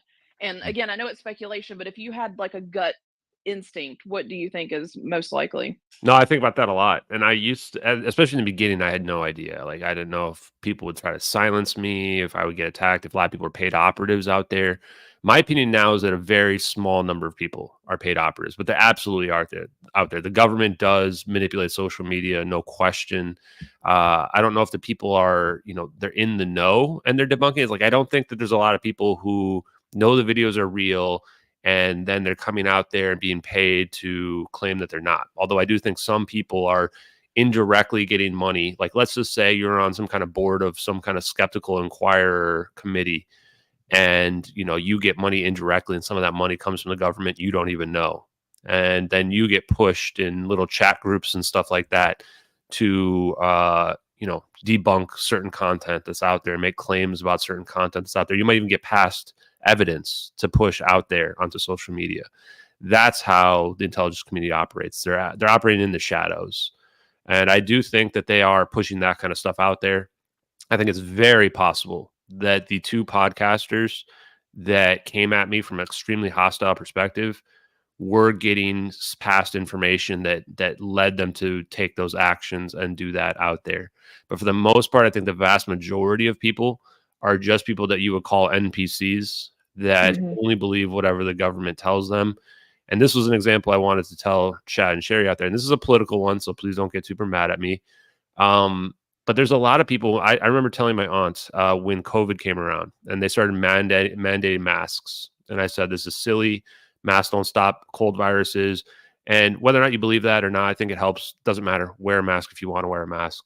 But the thing that's scary about it is that I told her there's some people that are going to wear masks for the rest of their lives just because the government told them there's a chance it could help reduce a cold virus for the rest of their lives, even after the pandemic's over, whatever. And that's exactly what's going on. There's people out there that will wear them for the rest of their lives because the government told them one time that they should wear them and that they mandated them. That's the issue that we face here, is that we're people like that who a certain percentage of people simply will never believe that the government could possibly lie to them. And those are the types of people who are having some type of existential crisis when they look at these videos, because it means that their whole worldview is going to shatter. And that's truly what I think Mick West's situation is that you look at the article that he wrote about me in the case, and he just says it explicitly. Like, this is getting too much attention. If this is real, then it means that you can steal an election and stuff like that. And you're going, well, this guy's having his own, mental crisis over the idea that these videos could be real. And that's the part that scares me, is I think that I'll land this plane here, that I think people would actually harm themselves if these videos are real. And that might be part of the reason why the government wants to do some kind of slow acclimation process to the idea of aliens and advanced technology, because they don't want people to go and harm themselves or have total meltdowns. Yeah, I think that's an excellent point. And are you saying perhaps there may be situations where like basically people are kind of one level removed so that they don't even exactly know why they're coming at you to try to subvert Exactly. this information? Yeah, that makes Yeah, no, sense. for sure. I think that's the case of probably some of those podcasters. A lot of people are just what they call useful idiots, where Mhm. they get past fake information they don't know, and that's why I get sketched out when you've got people talking to podcasters, telling them not to talk to me and stuff, because that's how the disinformation works with the intelligence community. That's how they push their fake narratives that are out there. And then I think that a lot of these UFO people, like, I don't even want to really be part of the UFO community anymore. I mean, I guess I technically am because I'm talking about UFO videos, but I think a lot of these people are out there on an official agenda to push that slow drip disclosure. They know they're never going to come out and tell the whole truth in one go, that their whole purpose is just to try to acclimate people slowly over time to the idea.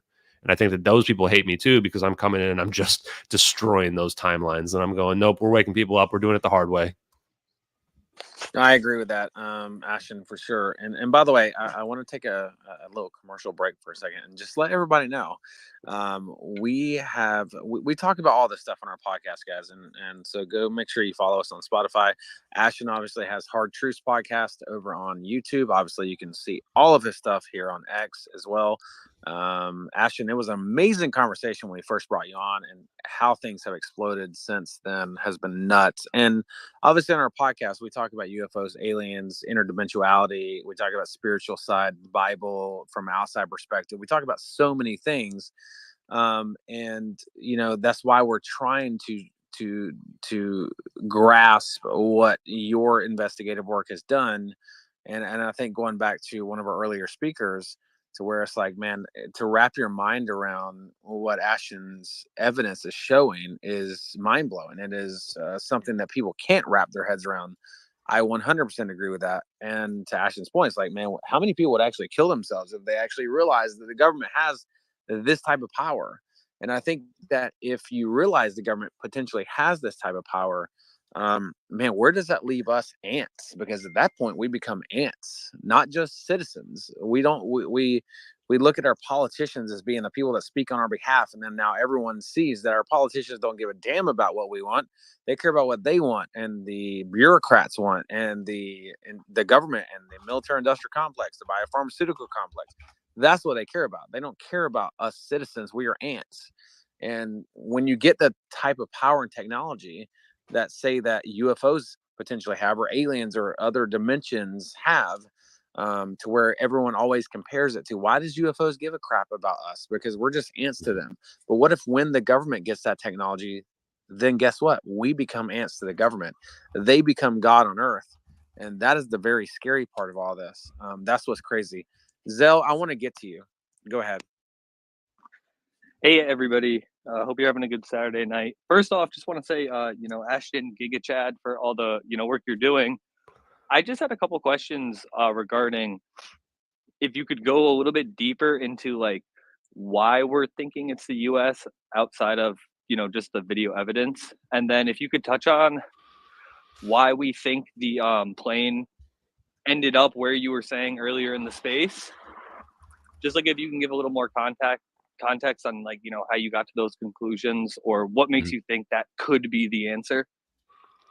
Yeah, and so there's a lot of people too that think, oh well, it's got to be aliens, what have you. And I think the biggest reason for why it's not aliens, so we already kind of narrowed it down to the United States a few minutes ago, is that we can explain what we see. For a lot of people, the go-to for aliens is because they say, well, it's unknowable advanced technology, so therefore it's got to be aliens. But from digging into it, not only is a technology that is understandable, macroscopic phase conjugation, but the science behind it goes back minimum 38 years to Thomas Bearden, but most likely could go back all the way to 1943 or even before that. 1943 being the Philadelphia experiment, where I think that's the first time we achieved space-time manipulation.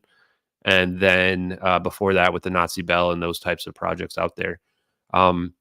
Part of the reason as well why it's the United States is that we are filming this plane in an operation as indicated by how close the drone is to the plane before the orbs even show up. The orbs cannot, or the plane cannot outrun the orbs. The operator, if you watch the drone video, just watch the drone video like 10 times over and imagine you're the person controlling the camera. And when you do that and you look at that drone video, you realize right away the person controlling the camera knows what's about to happen. This isn't a situation where they're just randomly looking at this. The way that they frame the orbs around the plane and zoom in and then zoom out, and then after the plane disappears, they zoom out again, and they're not like freaking out. Like, this tells you somebody's expecting this to occur. If this was a random event, you'd have somebody freaking out looking around for it. Plane just disappeared right in front of you on 2 videos. And then you can also see something similar as well on the satellite video. The plane disappears and the person just casually scrolls the camera over to the right to just show you that there's no plane over there. They're showing you that because it's very specific intent. They want you to see that this is a situation where this plane is just straight up gone out of space-time. And that person probably had a similar reaction to somebody who's watching it for the first time. Also, there's more evidence as well, is that the United States government the White House was calling Malaysia every day afterwards. People say, well, that's because there was an American passenger on board. It's not really enough information or enough reason to do that. Florence Changi argues that the State Department would be doing that. It wouldn't be the president, the office of the president, and the White House. The White House is doing that because they're developing a cover story for how do we convince people? What do we come up with to tell people where this plane went? We literally vanished the plane, not necessarily off the face of the earth, but kind of did. How are they going to convince somebody? Like, people need to know what happened to the plane. Like, planes don't just disappear. So what's the story you give them?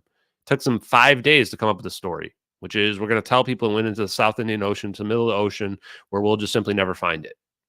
And people went with that. The problem was, we revealed that there's no chance that we weren't tracking the plane, that we've got the SIBR system that's scanning the world all the time. We've got over-the-horizon radar, which multiple different military bases would have tracked the plane from start to finish. And our SOSA system would have pinpointed the acoustic sounds of the plane crash into the ocean. So we were able to prove the lie with respect to that. Now, why Diego Garcia? One of the things with the fourth orb, and again, the fourth orb is speculative, but it's consistent with mixed wave interferometry from a phase conjugation event, where the fourth orb acts as the direction of travel of the plane. And what we noticed is, from the coordinates, we could tell that the plane was going south and to the east in the video. This is how we were able to pinpoint the Nicobar Islands location. And we could see the plane, like, in the first frame where this endothermic event appears, you can see the tail sticking out of the back. And you can tell that the plane's been sucked backwards a little bit into this event, which would indicate the direction of travel may be backwards.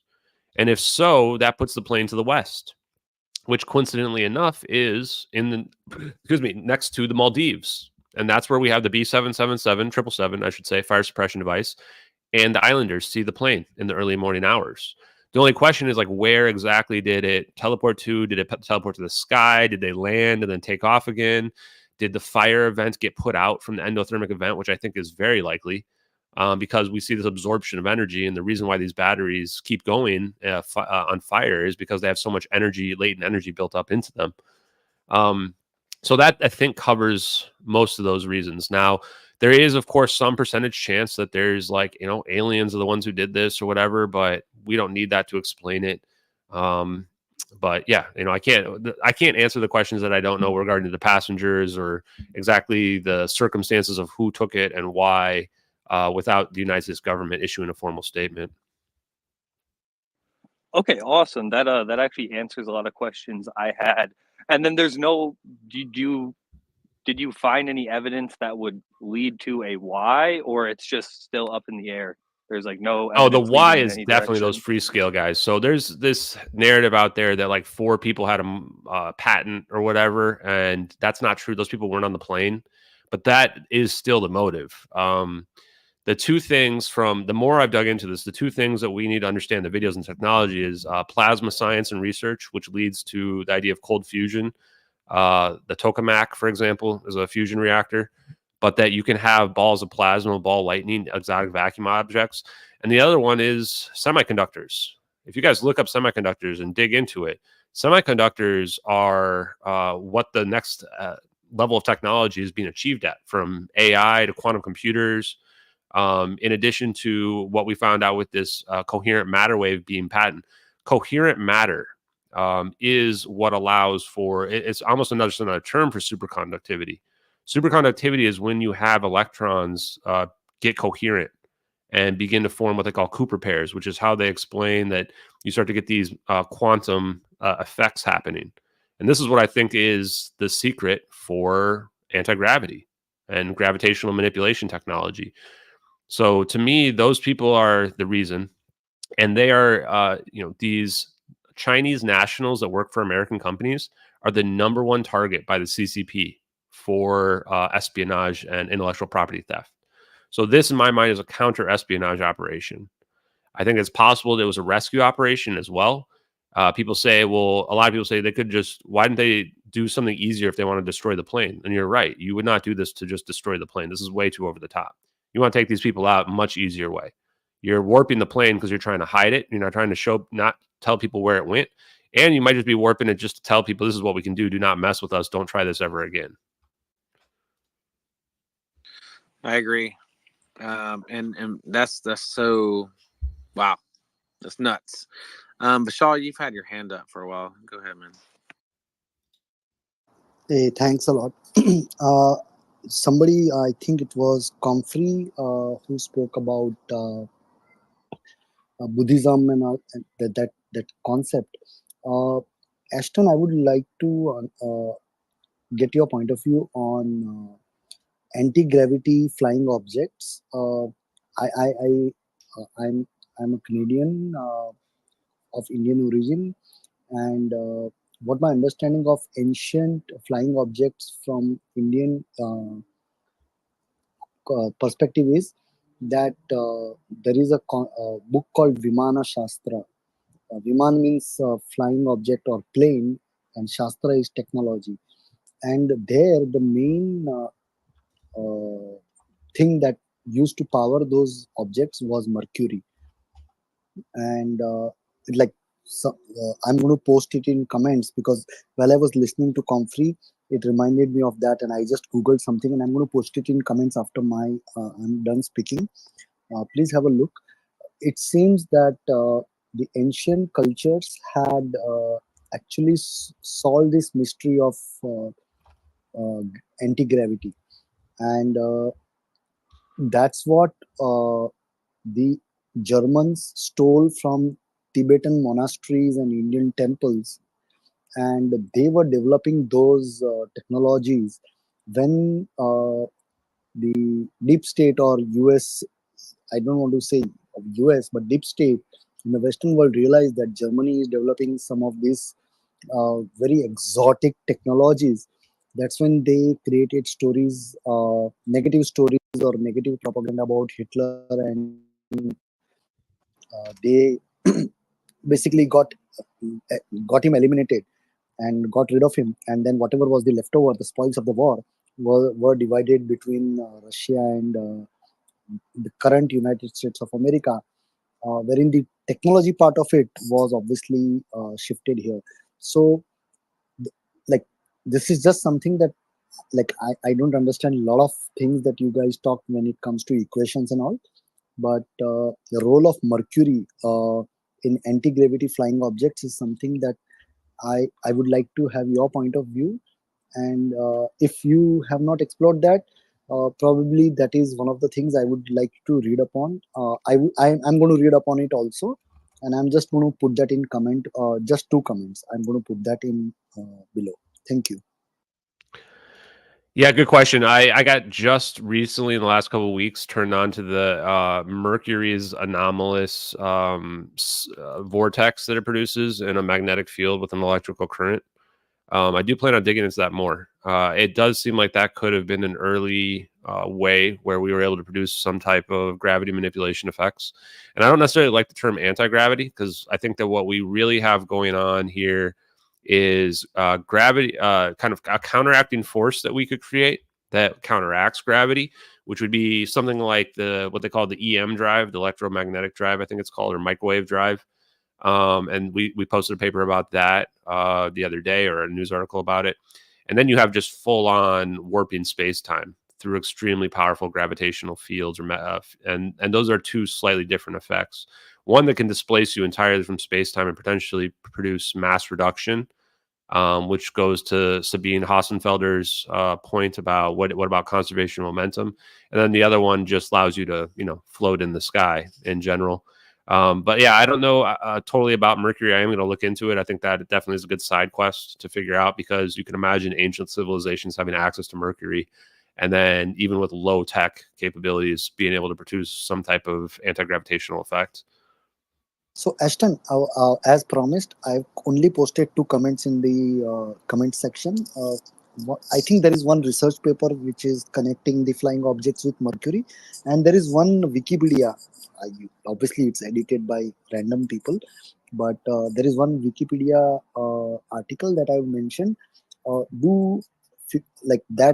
That might be a clue, because that's there was a book called Vaimanika Shastra which I mentioned, which is about flying objects in ancient India. Because in our Indian context, our theology and our ancient books and history are full of stories where the kings and these rulers used to fly around with almost almost palaces. Uh, and we as kids growing up, we were like, how the fuck is it even possible? Like, how can this happen? So please have a look at it, and I don't know, maybe that might be a clue. Thank you. Yeah, no, I definitely will look Thank you, into it. man. That Thank you. was that was an amazing analogy as well. Mr. PC man, go ahead, and then we're gonna get to. Thank you, Wang Wang. Appreciate you. How you doing? Can you hear me? Yep. Yep. Okay. Ashton, you're doing a great job, man. I've been with you guys ever since, I think you came out about 6 months ago or something. I'll answer these in a minute. But I am just befuddled with this video, the video that you have.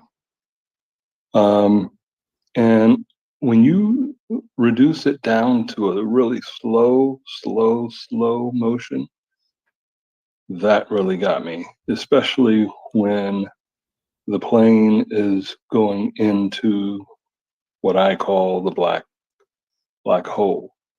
So my question here is, so when the orbs are going around the plane, it has to be mapping the plane somehow, right? So you're mapping the plane before it goes into the hole, as far as my little pea brain can think. And then when they get ready to go, they come all in together at once. But the plane goes into the black hole first. If you look at the video and slow it down even more, you'll see that the plane goes into the black hole first, and then the orbs goes in there. That doesn't, in my pea brain, that doesn't make any sense. I would think that the orbs would stay out until the plane is gone all the way through. Have you ever thought about it? Yeah. So, with respect to your, I just forgot what I was going to say right there. Hope I didn't ask a stupid question. No, it's a good question. And I forgot what the first part of it was before you said the going through The mapping of the plane. The mapping, yeah, the mapping. Yeah, you're definitely dead on the mapping. I mean, there's clearly some purpose there. They're going around in a spherical formation around the plane. They're mapping the plane because they want to figure out how big the zap has to be to zap the plane. I mean, that's, to me, the logical answer for what they're trying to do right there. Is they're going around the center of mass, which is exactly where you'd want to go around. And then you have to figure out exactly, because the plane is not a circle, it's abnormally shaped. So you need to figure out exactly how big the mouth of the wormhole has to be to the exact right charge necessary to make your singularity the right size. Now, I think I disagree on seeing the orbs go through afterwards. Yeah, you definitely can't tell that, because there's only 2 frames. You may be looking at a super slow-mo version that was used software to add additional frames. But there is only 1 frame where you can see the orbs are a little bit blurred around the plane, and the plane is blurred. And the very next frame, everything's already gone in the event to the singularity. So I don't see evidence of that, but I do agree with the first. I think you should take another look at that, because the actual orbs decompose or something. Yeah, I'm staring at it right now. And, I mean, I'm literally looking at still, it frame by frame. And you still have part of the plane out of the black hole.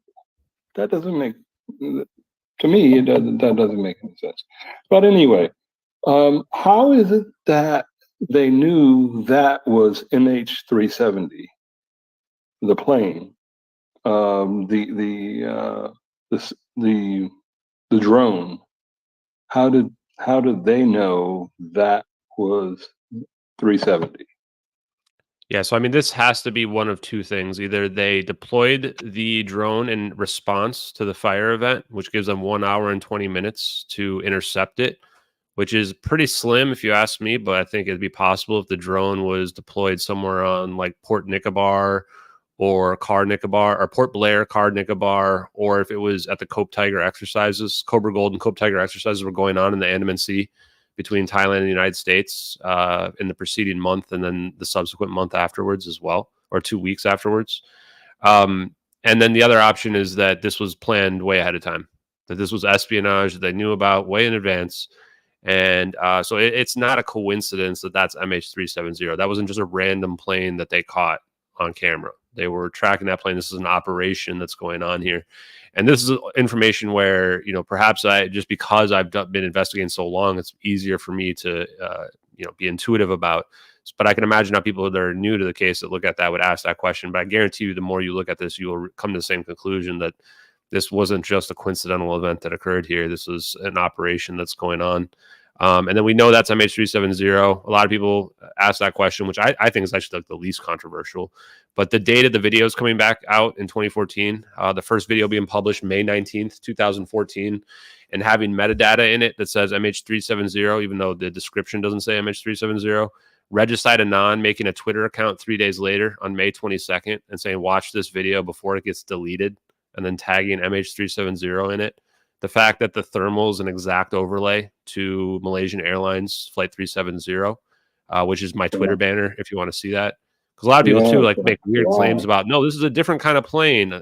Everybody who's made that claim is wrong. It's a 777-200. Wow, that's deep. That's deep.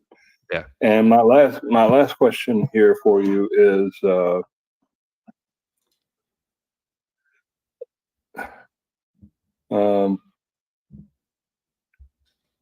I don't know how to explain it, but maybe I'll think about it and get back with you at another time. But it just seems like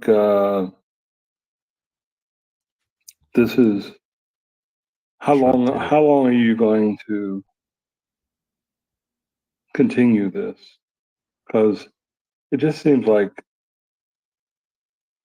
our country doesn't want this, and if it doesn't want it, I would hate to see you risk your life, you damage yourself somehow, or someone comes after you. I just hate to see that. Okay, that's enough concern. I think you're a good guy. I really do. And I don't want to see you hurt. I don't want to see you damaged in any way. But there are some very mean people out here. I appreciate it, man. I really do. But I'm gonna do it. God bless you, man. I'm gonna do it until we get an answer here, right? Like I want to hear from the government. I want to get some answer from them. I've been honest about my intentions, how I plan to play this out. Like, if the government wants to call me up and tell me to stop talking about it, they better give me good goddamn reason to do so. Otherwise, I'm gonna ride the wave of increasing popularity on this to force them to the point where it gets super awkward. I agree with a lot of people out there who say the government won't ever admit this. I'd go as far as to say they can't admit this. Like, there's just so much legal liability at stake, and I think that they in their mind say they're justified in hiding it. Trillions of dollars. Yeah, and that's the thing. And so, for me, whatever, I don't care, man. I already made my decision about if something were to happen to me. If something does happen to me, then you guys will know it's true. The only reason to take me out would be if this is true. So, I've made peace with that long ago. I appreciate you guys being worried about me, but there's no need. By the way, hold on, Mr. PC Man. I do got to say something to your point, though, is that people like Ashton, people like us that we do the podcast, and people that are out there on the front lines trying to get the truth out there to what they believe to be the truth. I think all of us, if you're this deep into things that you talked about, you're willing to risk everything.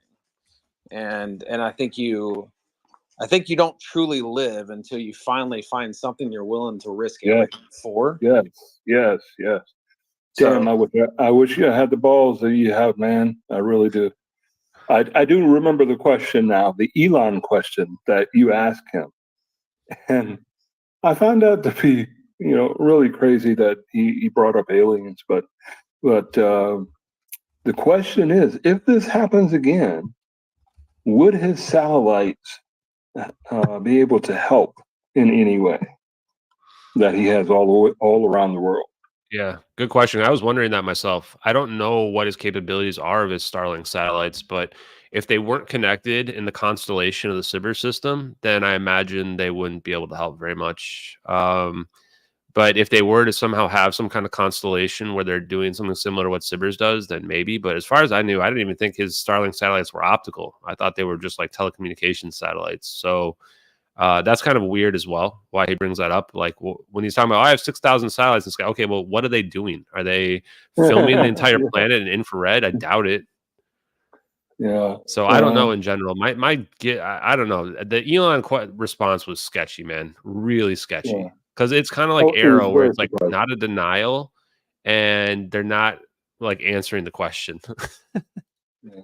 It was a very surprising answer, Yeah. especially from him, especially what he's been through in trying to create the things that he has already created. Yeah, he's a And guy that says he wants to go to Mars. That means he has a true belief in something. Going to Mars. He has a true belief that he can do that. Well, doggone it, why can't he help you? Yeah, dude, if I don't know. somebody is saying to me like that they want to go to Mars and then somebody's out there going, well, we've got warp drive technology, like I would be taking that person extremely seriously. I'd be like calling them up going, dude, are you joking around? Are you playing? And I'd look at the evidence. I go, holy shit, he's not playing around. And I'd be like, hey, I want you to tell my engineers how this works so we can test it. Already gave it to him. Thank you very much. I appreciate it. Yep. We can get some more hands, a lot of hands up. Thank you, PC man. A great question there. Money Penny, I know you had your hand up for a while and put it down, but why don't you go ahead? Oh, I didn't know it went down. Sorry, I'm on Android. That'll be it. Technology. Ashton is an absolute star. He's coming up against some brick walls and some people with heavy ammunition. And Ashton, I can see the stress in you. I'm sorry, I saw you on YouTube. You didn't look your martini self. Let's put it that way. I hope I've got something to help you. I dug out a pretty amazing article. My account's suppressed, but I'm getting loads and loads of likes on it. It is a very, very revealing announcement from the Royal Navy. Well, that's the British one, isn't it? The American Navy that report on orbs, spherical objects. There's pictures, there's a video. This came out in 2016, video captured by the US Navy. Unidentified flying objects seen dancing across the screen, blah, blah, blah.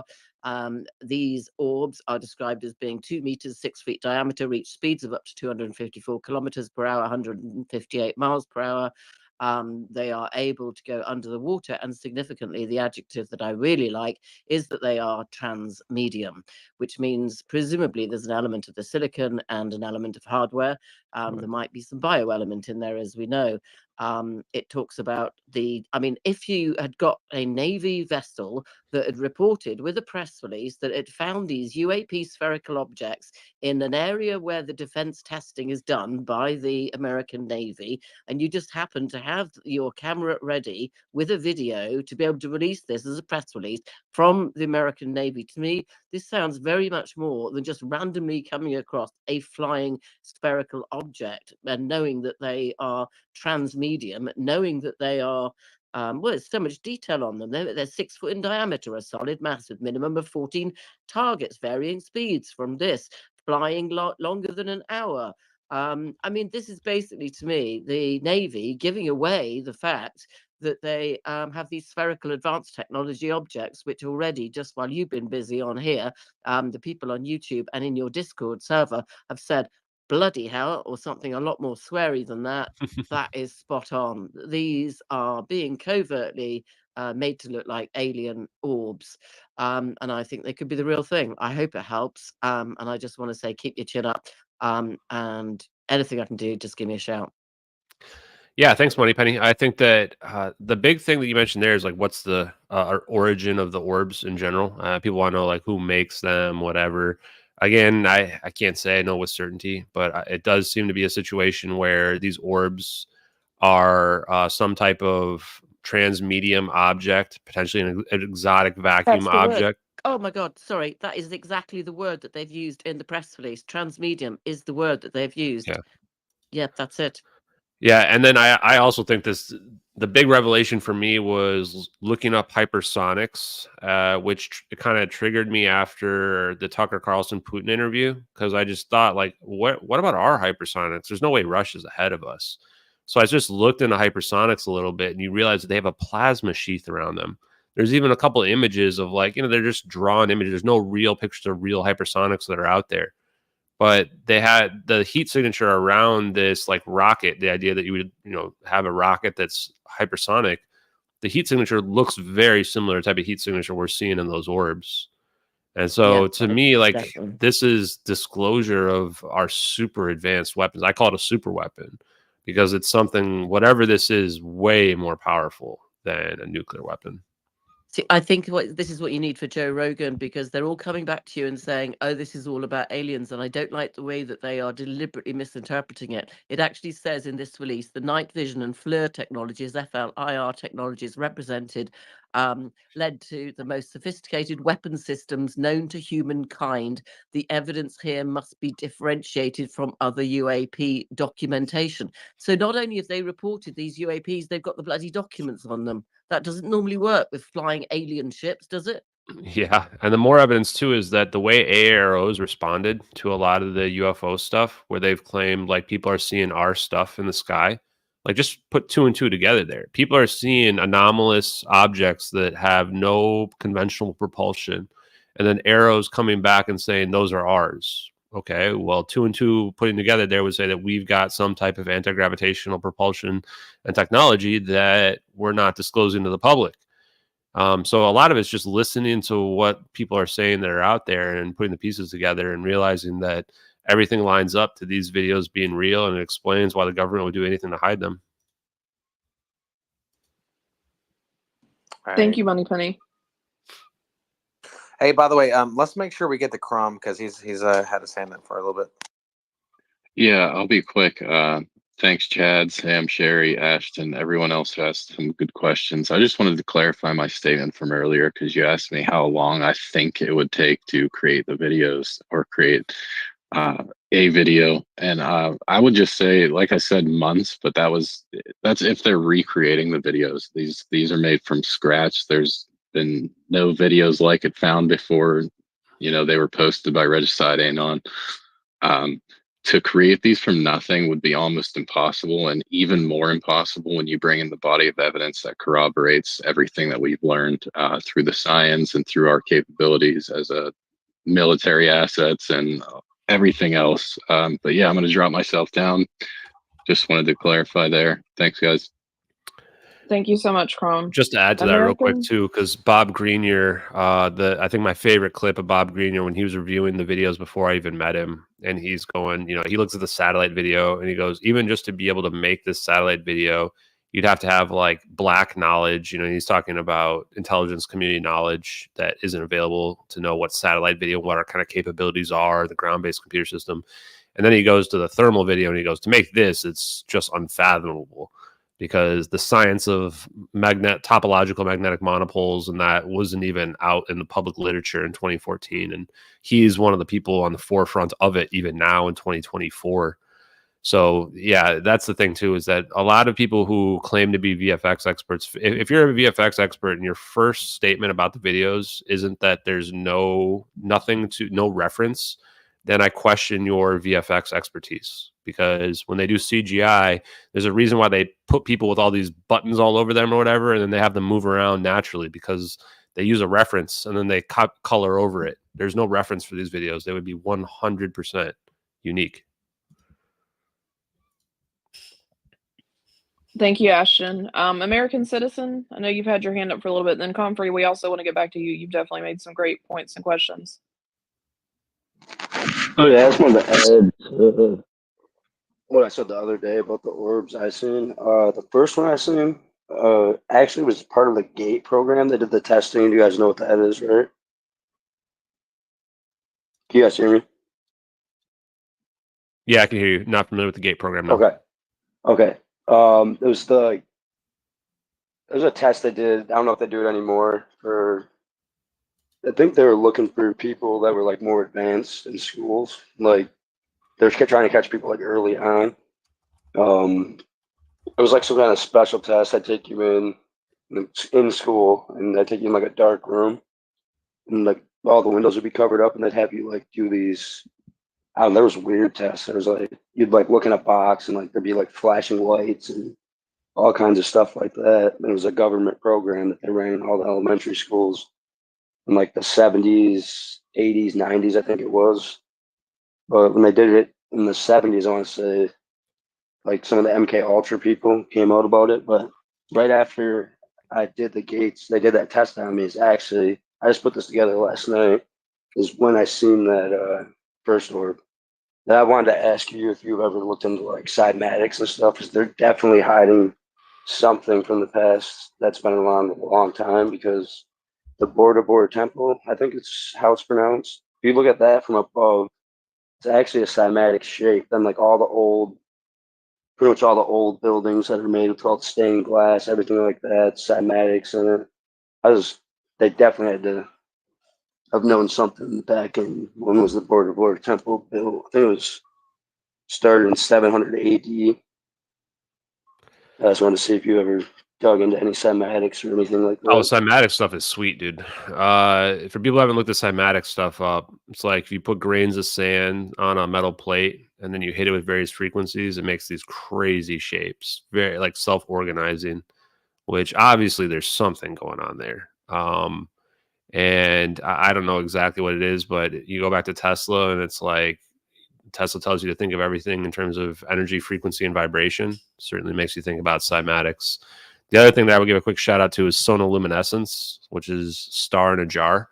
A lot of people think with respect to cold fusion that's not possible because you need these extremely high temperatures. But I think that we don't realize that scale, properties are independent of scale, and that we can create like a star that's in a small jar of water. And they use sound waves for that as well. So kind of links to your point right there.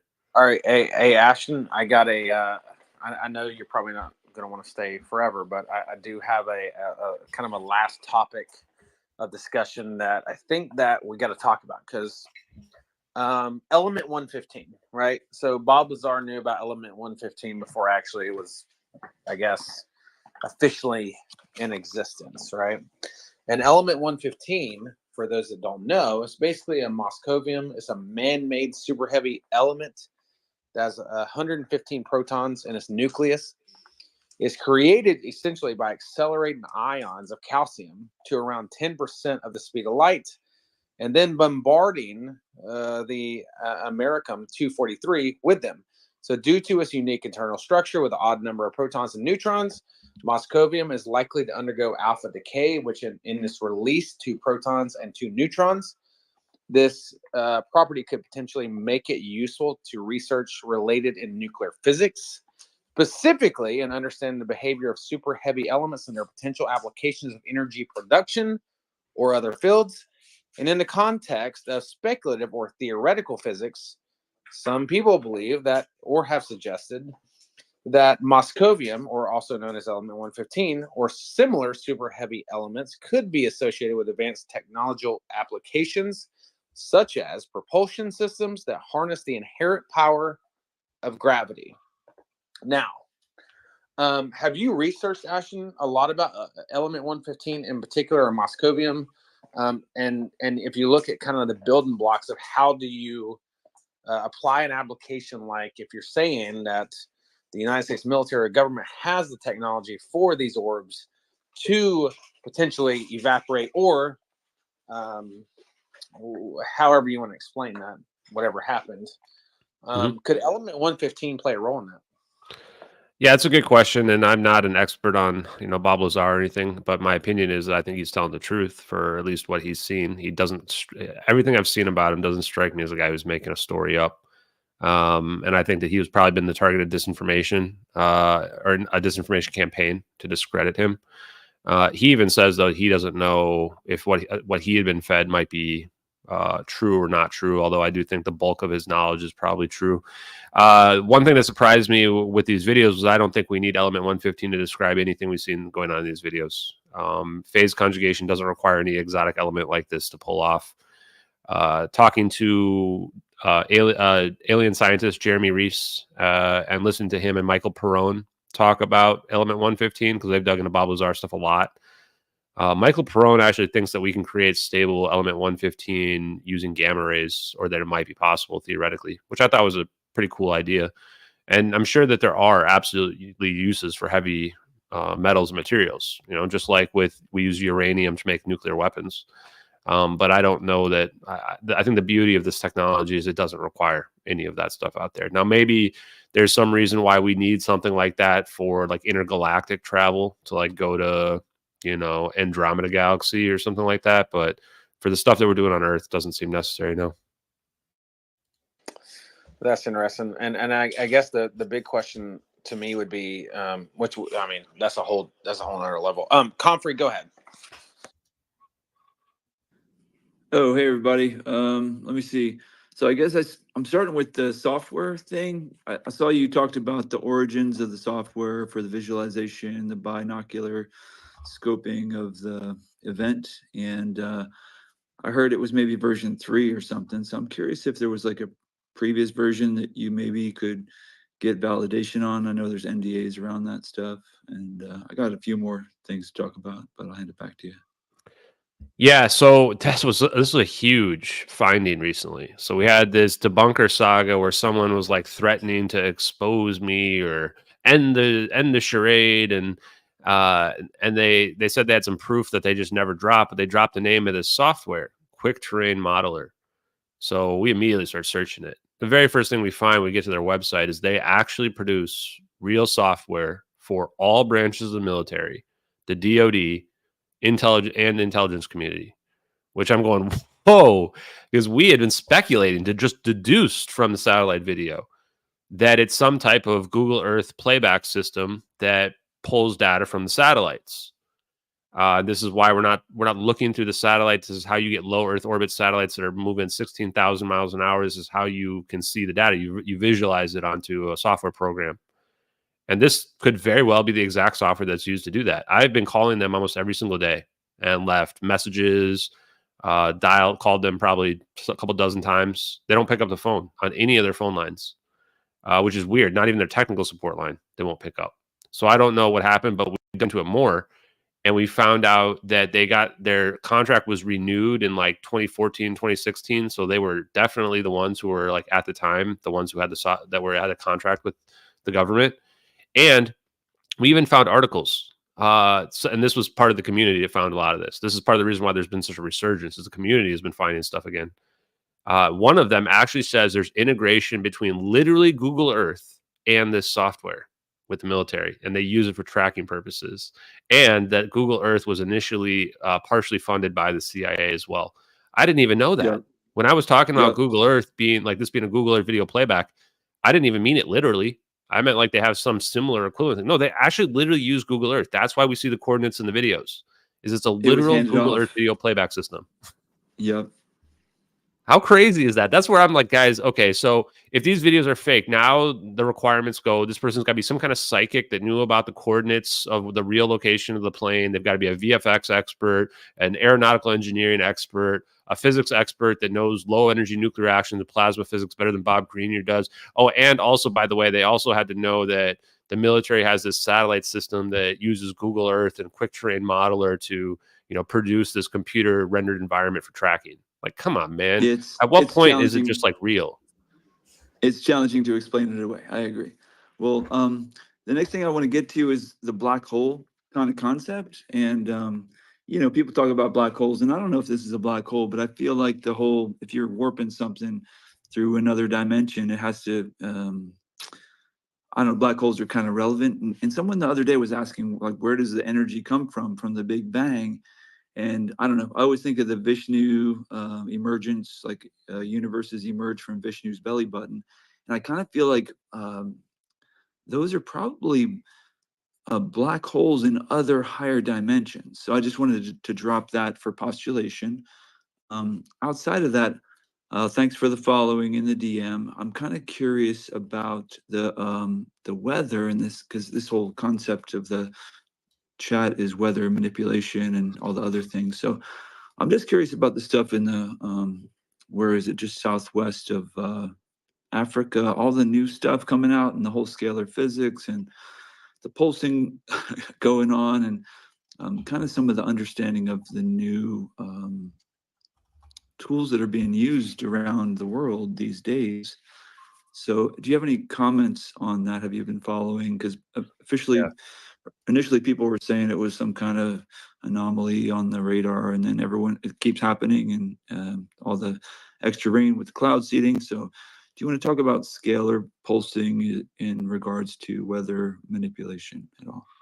I mean, I can give my opinion, and I'm not an expert on that stuff, and I still wonder whether or not we can like really control the weather versus just like manipulate the weather. The difference being like we can affect it by shooting, scalar beams that can have abnormal effects on, the ionosphere that can then, of course, manipulate the weather.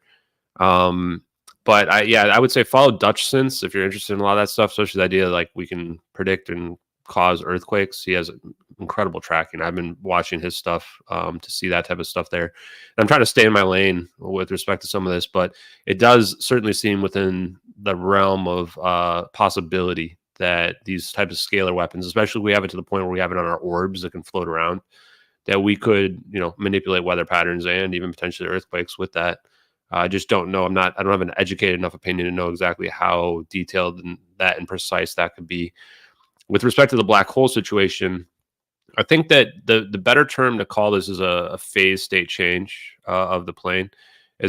They're creating these orbs, are creating a low energy or zero entropy negative energy event around this plane. It's causing it to become nonlinear. The idea of rebuilding the wave function, double slit experiment, and Schrodinger's equations of whether or not the cat is alive or dead. It's the same idea as the plane in this location or that location. You can imagine it instead of like a black hole, which black holes, like, we have this huge amount of mass that's sucking in all the light around it. Think of it like taking an aquarium and putting a fish in a bag in a bubble inside the aquarium in its own little bag, and then lifting the aquarium up and down. And you're going to see the bag might kind of displace when you do that within the medium. That's kind of a similar idea as what we're doing here. Is if you were doing that to the entire universe, moving the universe around with your hand, shaking it, all of a sudden, from our perspective, the plane's going to be one location, and then it's going to look like it's in another location. It's going to look like it magically appeared in that location. But what's happening is the medium itself is being manipulated. And that's what makes it give it the appearance from us locally, like the plane went from one location to the other faster than what we could perceive to be possible. And by the way, Comfrey, I want to say to your point, we've had someone named Alana Freeland on our podcast, I think 3 times now. So when you're talking about weather manipulation, Alana is like a best-selling author, 3-4 time best-selling author on weather manipulation, but she extensively knows about HARP. She knows about everything you basically just asked. And so I do encourage you guys to check those episodes out with Alana Freeland. I think the episode we did was HARP, and I think we specifically talked about the Turkey earthquakes in that episode with Alana. But then also we had her back for another episode, but she really goes deep into how those systems work. As far as do we control the weather or manipulate the weather, Alana would probably say, well, I know she says that we fully control the weather. I don't know 100%. I'm not an expert on that, but it is something, it is definitely an episode you guys should listen to, because I think it's something that's kind of mind blowing. That episode pretty much went pretty viral on many platforms. There were people sharing a lot of the clips that she said about weather manipulation on our podcast. So I do encourage you to check that out. Yeah, real quick, one thanks. analogy I want to give you guys for the scalar physics as well, in terms of the Maxwell equations being reduced.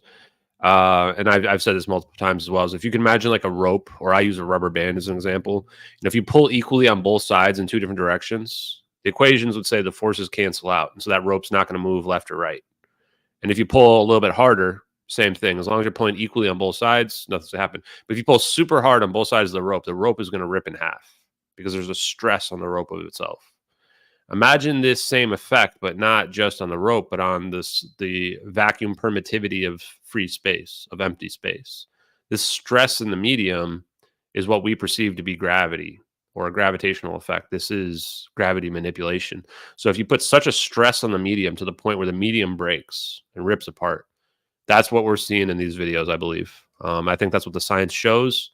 That's what I'm talking about when I'm talking about reaching energy densities exponentially increasing based on Coulomb's law, as well as breaking what is called the Schwinger limit, where things become nonlinear. And this is equivalent to a wormhole, but it's like puncturing a hole through your piece of paper, where now you're looking through the other side to what's underneath on the quote unquote extra dimension. Yeah, and in terms of the scanning, there's like a scanning aspect that's going on by the orbs, but there's also in the phase conjugation, there's this harmonization of the energetics of the subtle particles of the plane that's happening at the same time. And so that's like the scanning and the charging.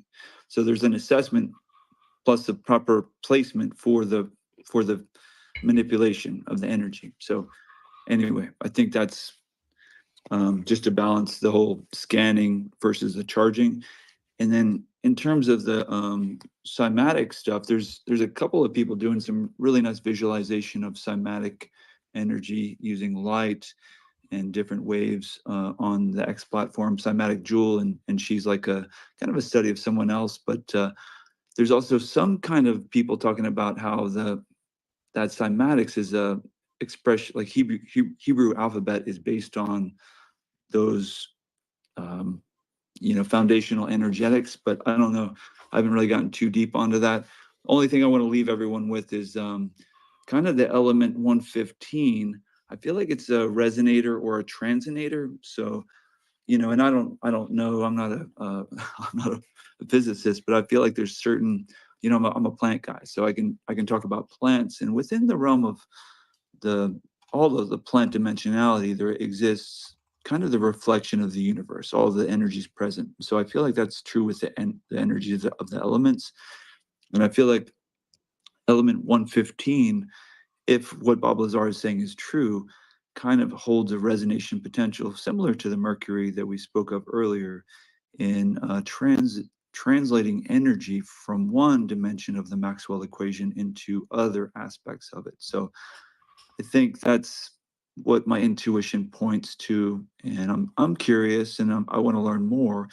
And then outside of all the weaponology of this stuff, it's how can we apply these tools most effectively for the alleviation of human concerns with the most haste. I think that's really what we want to shift the focus of our attention with these technologies too, because I don't really care. I mean, yeah, it's important to understand what weapons are being used against us and how maybe subtle energetics can manipulate our own physiologies and mental states.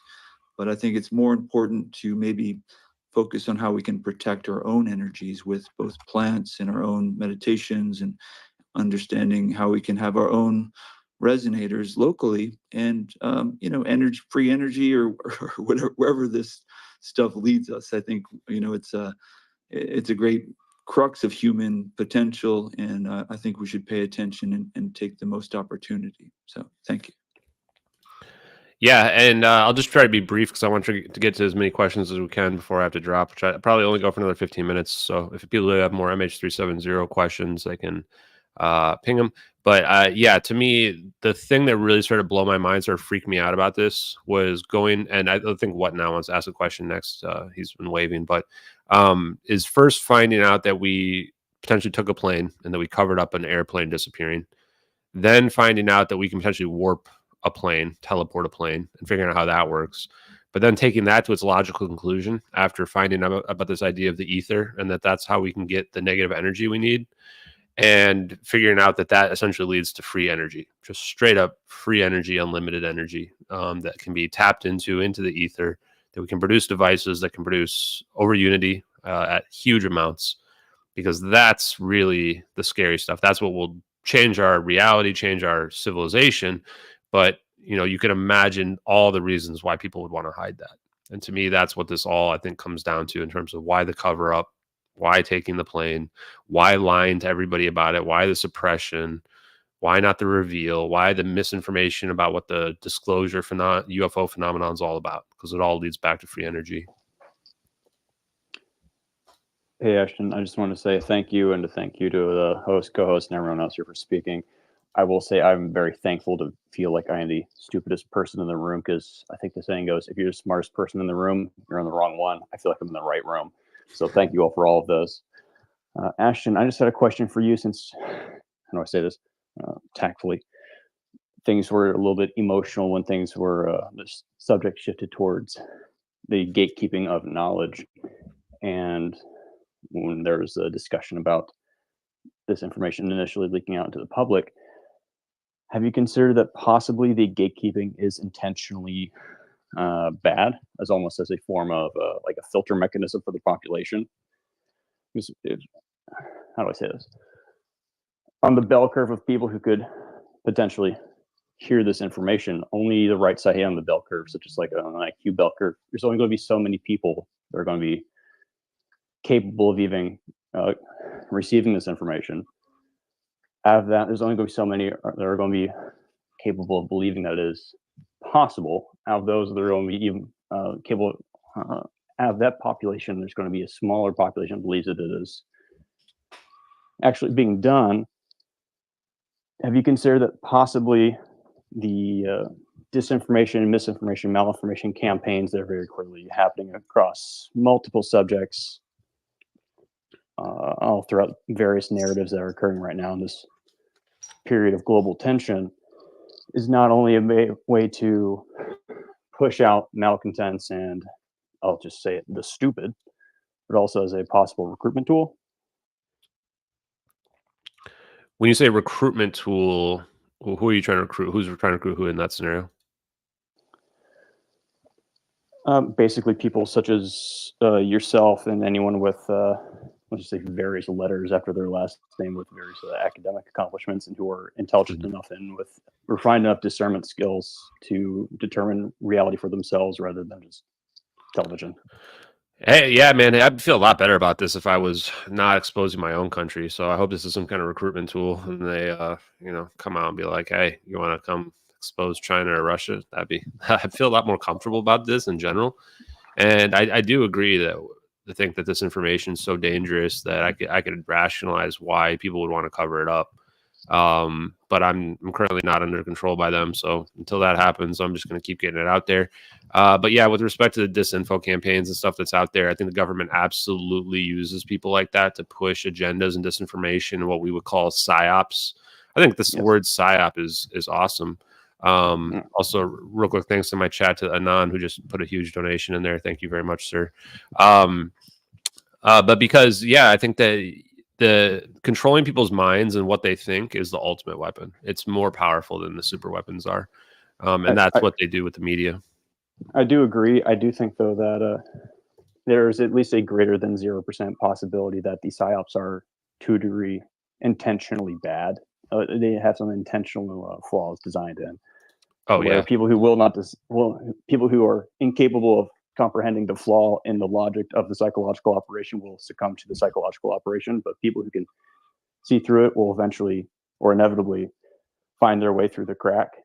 And I think living proof of that is we are openly communicating about this on a medium that was developed by our own government with the help of the private sector, of course, in a public format. If the powers that be wanted you dead, they would have killed you by now. So to a degree, we have to assume that there's a possibility that the powers that be have allowed us to openly communicate about this, and eventually, effectively, a self-sorting is occurring between not only those who do and don't believe, but also between those who do and do not comprehend.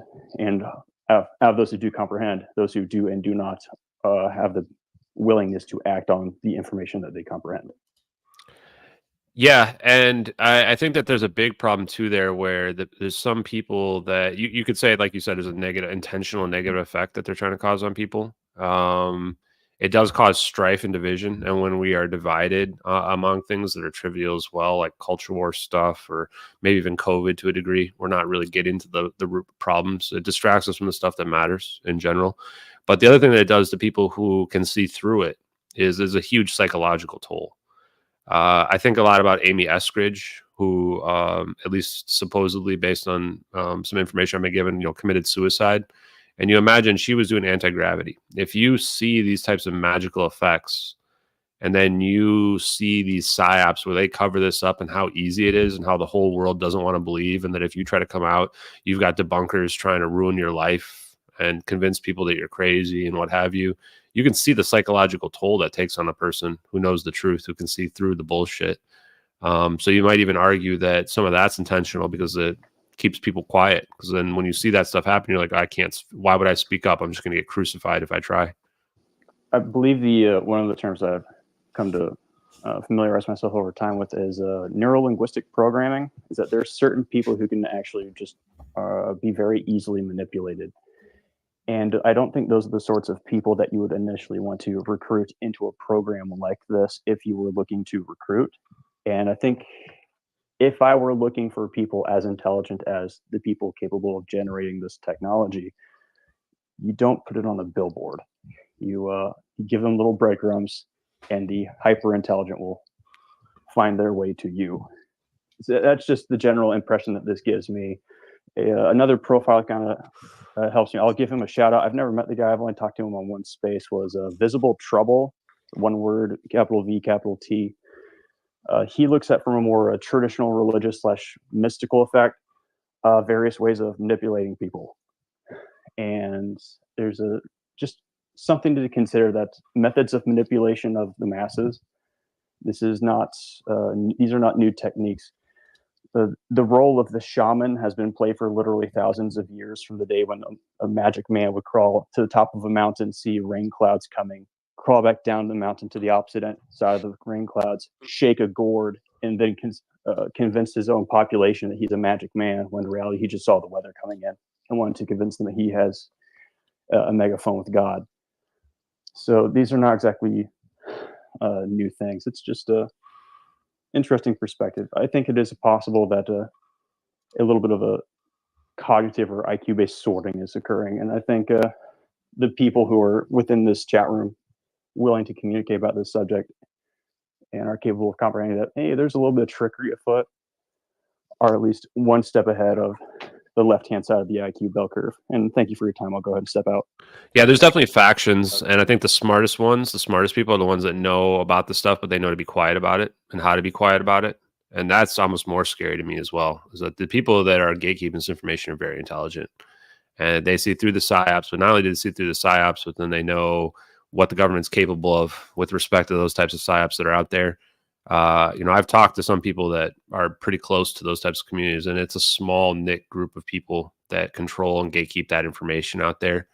And it's not a matter of you having a certain pedigree or PhDs. It's like, do you, like you said, do you have the capability of critical thinking? Can you think for yourself, or are you just a robot that believes whatever you're told on TV? Scary stuff. And by the way, I want to make a point here before Ashton goes, and to everybody, by the way, listening, is that when we talk about MH370 and aliens and UFOs and all this stuff, obviously very important, right? UFOs are important. MH370 is important, especially with how much the government lies to us and then how much power they have. But I just want people to keep in mind, no matter who is listening to this message, and we try to say this on the podcast all the time, the same people that have the capabilities of this power and this technology and the lies and the manipulation, like, they're going to use that against us. They are using that against us. And I think that there is very scary times coming up, and it's not just with advanced weaponry. It's not just with how they lie to you about aliens and UFOs. I just want people to understand that I think that we are coming into a very hectic and scary time. And I just want everybody to be aware of that. Don't lose sight of what is actually going on. right in front of you. Also, obviously, you have MH370, very important. You have aliens, very important. You have anything we talk about, very important. But just understand, like, we are about to face a lot of stuff, I believe, that we're not ready for. And I think that they've been working on this for a long time. And we're kind of getting to the precipice of, hey, what is about to happen? Well, we're about to find out. And I think that's why, MH370, all this stuff is very important. But just also understand, like, look right in front of you and look what's coming, because it's very close. Sweet. Thanks, Chad. You want to do like a couple more questions? And I'm probably going to try to hit the hay. Yeah, that's good, for sure. And Ashton, by the way, appreciate you coming on and sharing all this again. We're obviously rooting for you, and not just you. We're rooting for MH370. I mean, we're rooting for the community, for humanity. But yeah, real quick, I want to say too is that, like, as much as I've made myself the voice of this, like, this is certainly not just a me thing. Like, we would never be this far. When I say we as in the whole community, the people, all you people that are out there liking, retweeting, commenting, helping answer questions out there. This is absolutely a communal effort. If and when the time comes and this story gets written into the history books, it's not going to be just about one guy who figured this out. It's going to be about a community that came together, that created a movement on social media that's never been seen before, that did open source investigative journalism, more journalism than the mainstream media has probably ever done, at least in recent history. And that's how I want the story to be written. Thank you, Ashton. Ryan, you've had your hand up for a little bit. If you want to go ahead. Actually, Money was before me. So yeah, Money, you want to go first? I'll go after you. I've already asked a question. I don't want to be greedy. Go first, by all means. I really don't have a question. I just wanted to come up here and thank Ashton for doing what he's doing. I know he's putting a target on his back. And, I think the big takeaway from this is really proving that the ether is real and it exists. And I think that's the main thing, that you can physically see it and realize that the government had a satellite on the plane and a drone in the air focused on that plane at that moment when that warp happened. So obviously they're involved in it, right? It's not some extraterrestrial thing. And the only way that can happen is by manipulating the ether. So I think that's, clear physical documentation. You can't deny it. If you deny it, you're lying to yourself. So yeah, man, thank you for that, bro. I appreciate that, because trying to tell people about the ether, for probably 5 years now, and people just disregard it. I mean, Nikola Tesla was telling people. It's almost like 100 years ago they knew more then. They knew more about the world and these secrets, and in the last 80 years it's just been suppressed and taken out of schooling, our textbooks, all these different things. So but yeah, man, thank you.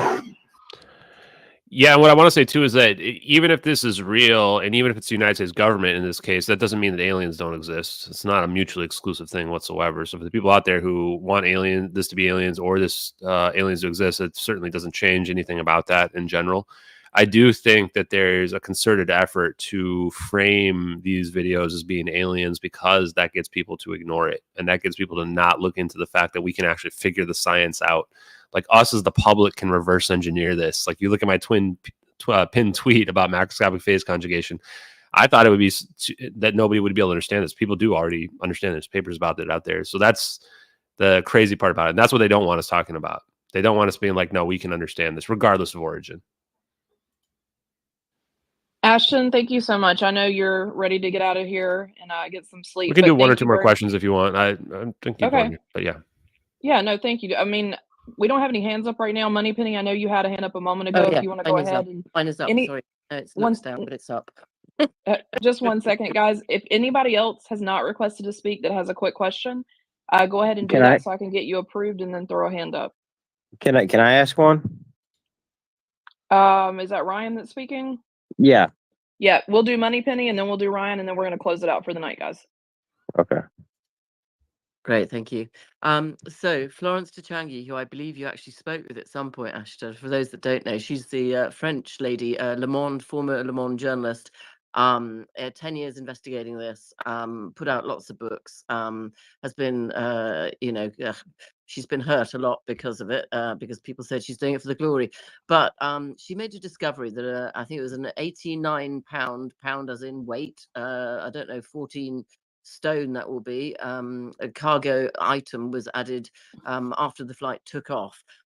We know about the fact there were all these industrial size magnetrons on board, in addition to lithium batteries and so many tons of mobile phones and radio transistors and whatever else that was on there.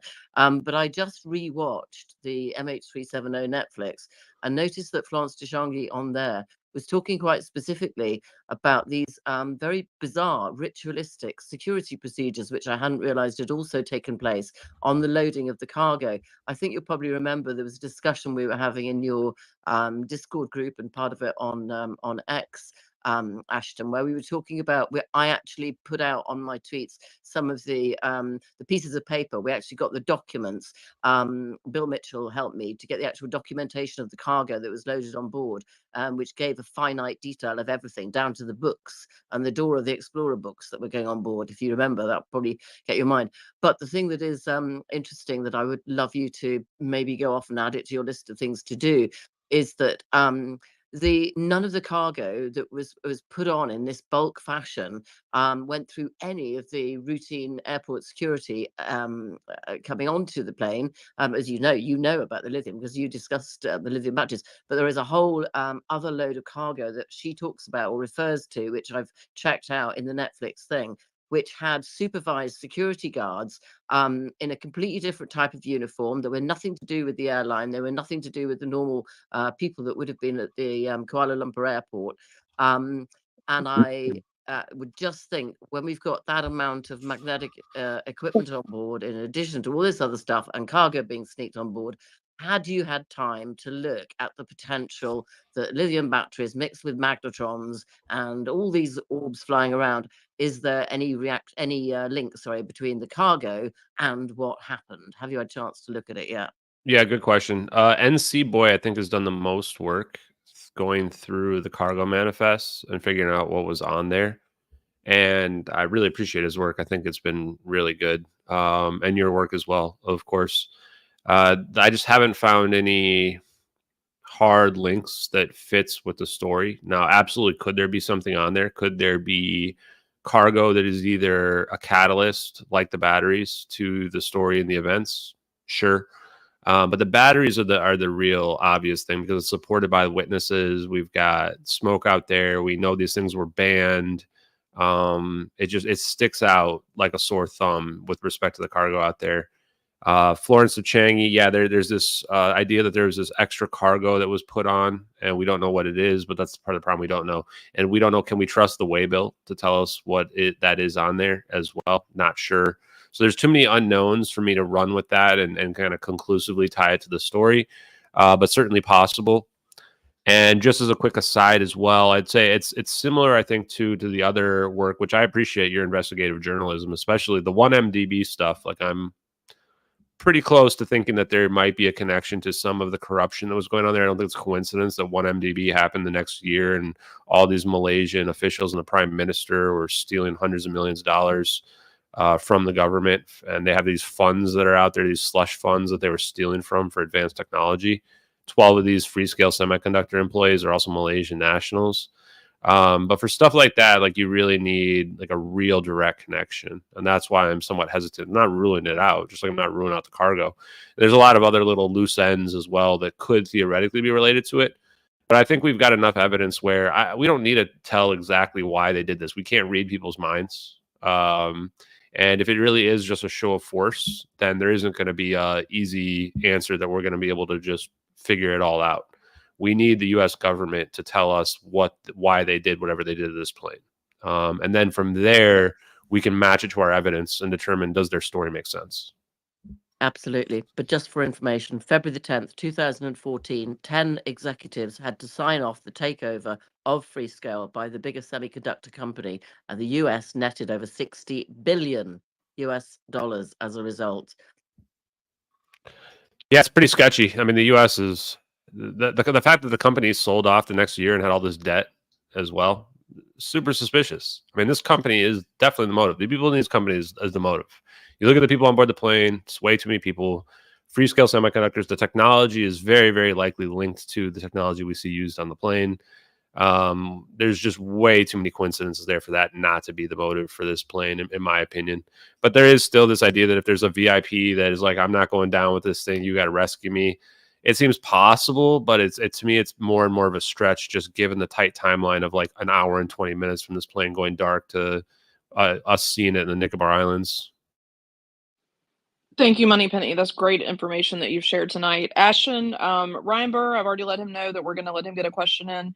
I haven't allowed any more speakers, only the ones that are left. Do you want to take the additional 3 questions? I don't want to keep you for sure. You've been on for quite a while. Yeah, we can go for a few more minutes. Let's just see how it goes here with Ryan. Okay, let's try to get in quickly, guys, if we can, so we can try to get to everybody. Ryan, go ahead.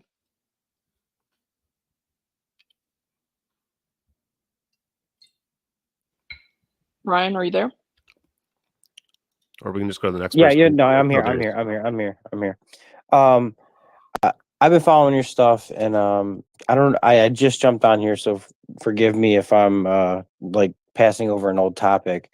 But do you believe that, like, in the times we're living right now, and how crazy that government has become, that they could use this technology against their own citizens? And how I personally think they wouldn't disclose that against us, but I do not trust anything they say or do. But this technology is something that is like could destroy the world, like you say. But I just wondering if you think they would actually do that in like a civil war scenario. Great question. Yeah, I think that it's good to be an American. It's the first thing. Is I think that we wouldn't hesitate to use this on our enemies and anybody who's messing with us. Which I think that it's great to be an American, because if we have this kind of technology, we control this world, and we can just make anybody die and cover it up and convince the world that something else happened to that person, heart attack, gun, whatever.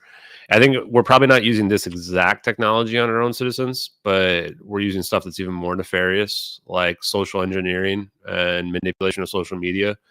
But there was 2 letters or 2 videos that were posted on the Weird Creepy World channel that had a letter to me.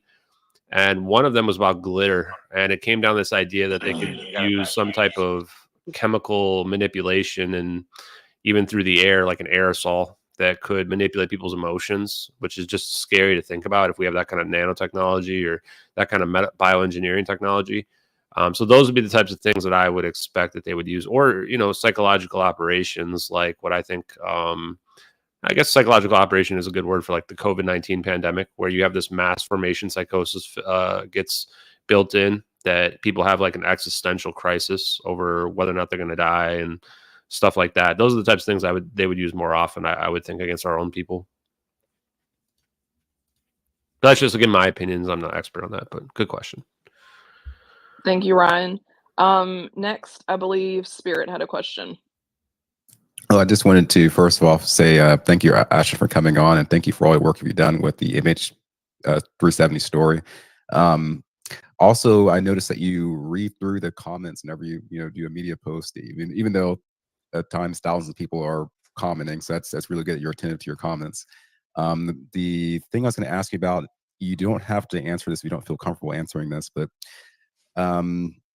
is it possible that you have sources that are closer to the matter of the 0 point tech that are sort of corroborating or cross-confirming things that you're finding that are friendly in a sense?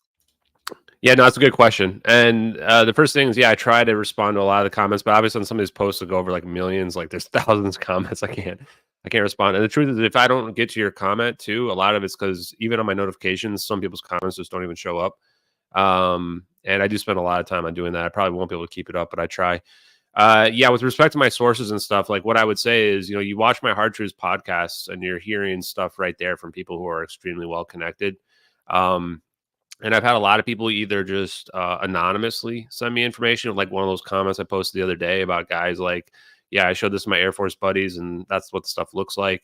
to other people that I think are very close to the intelligence community, like 1 degree of freedom away, that I do bounce ideas off. And then my other people that I talked about, like my friends, like Dave Rossi, Salvatore Paez, that I bounce, science ideas off of to kind of figure out, what's out there, what I should dig into, stuff like that, what's possible. And the reason why I find them credible when I talk to these types of people is because they're not telling me exactly where to look. They're not telling me all the answers.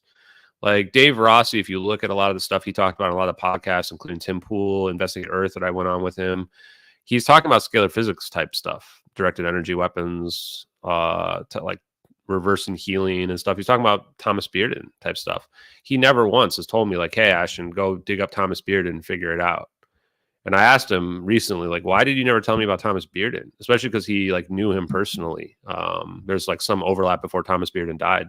And he's like, well, it doesn't have the same impact unless, you come to your own conclusions about it.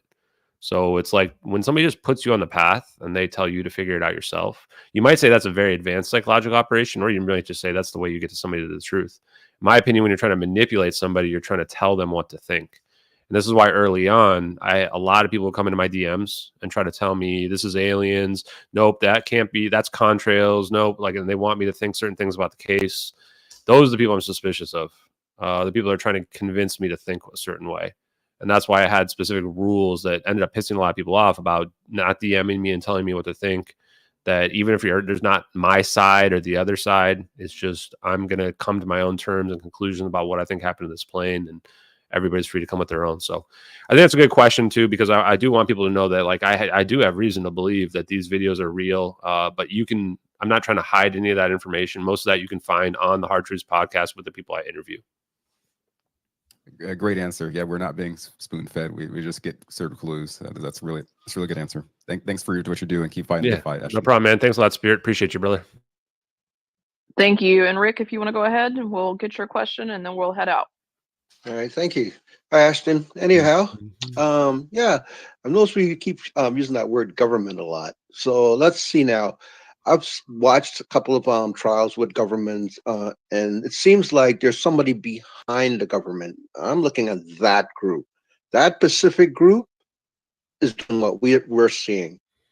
It's not the government because they have no answers. They're running around and they're trying to get answers from people that can't answer these questions, which is like, what? So it has to be somebody behind the government, right? And I'm not talking just one person. I'm talking multiple groups, like behind the government. I think it's behind our government. No matter what, these groups exist. We know they're there. We know they're very, very, some of them can be very, very bad. And they have this policies that they don't answer to anybody. So that means they're operating outside of our jurisdiction. And they have a very big system behind them. They can't be touched. I've always thought about that. Keep going. I've always thought about that, Ashton, and it's kind of scary. I know those type of people, all right? And believe me, if they want to make an accident happen, they make it happen. I already seen that happen. I've watched a documentation on here about a guy who was connecting the dots, and he's gone. Last interview, never been found since. Yeah, man, if they can pull this off and convince the whole world of some weird suicide pilot thing where even the officials had ruled that out, I mean, they could make me have an accident and make it look just completely normal. No question. I have no doubt about that whatsoever. I do think there's sides and factions in the government. I don't think it's as simple as the deep state being evil or what have you. You know, I think there's probably people that you could certainly call evil based on whatever your personal ideology is. And I'm trying to figure it out myself. You know, I think that General Flynn mentioned this as well. And I think that if you look at the different sides, you could say that there's the CIA, the DIA, you've got the Department of Defense, the Air Force, and then you've got the Navy as well, and the Department of Energy, and trying to figure out which sides these people are on. I think that it's just like a big club to some degree, and we're not in it. And they have information about this type of stuff. and none of them want to say or piss the other people off, but they all have their own intentions. And when you take everybody's individual intentions and group them together, I think that's where you get this kind of toxic environment that gets formed, where there are these certain individuals and groups that do have more power than even the president, because of the compartmentalized information that they hold. And that's the scary part. Yeah, they can and will do anything to protect that information and protect their livelihoods. The last thing I want to say as well is that I don't think these people are afraid of judicial response.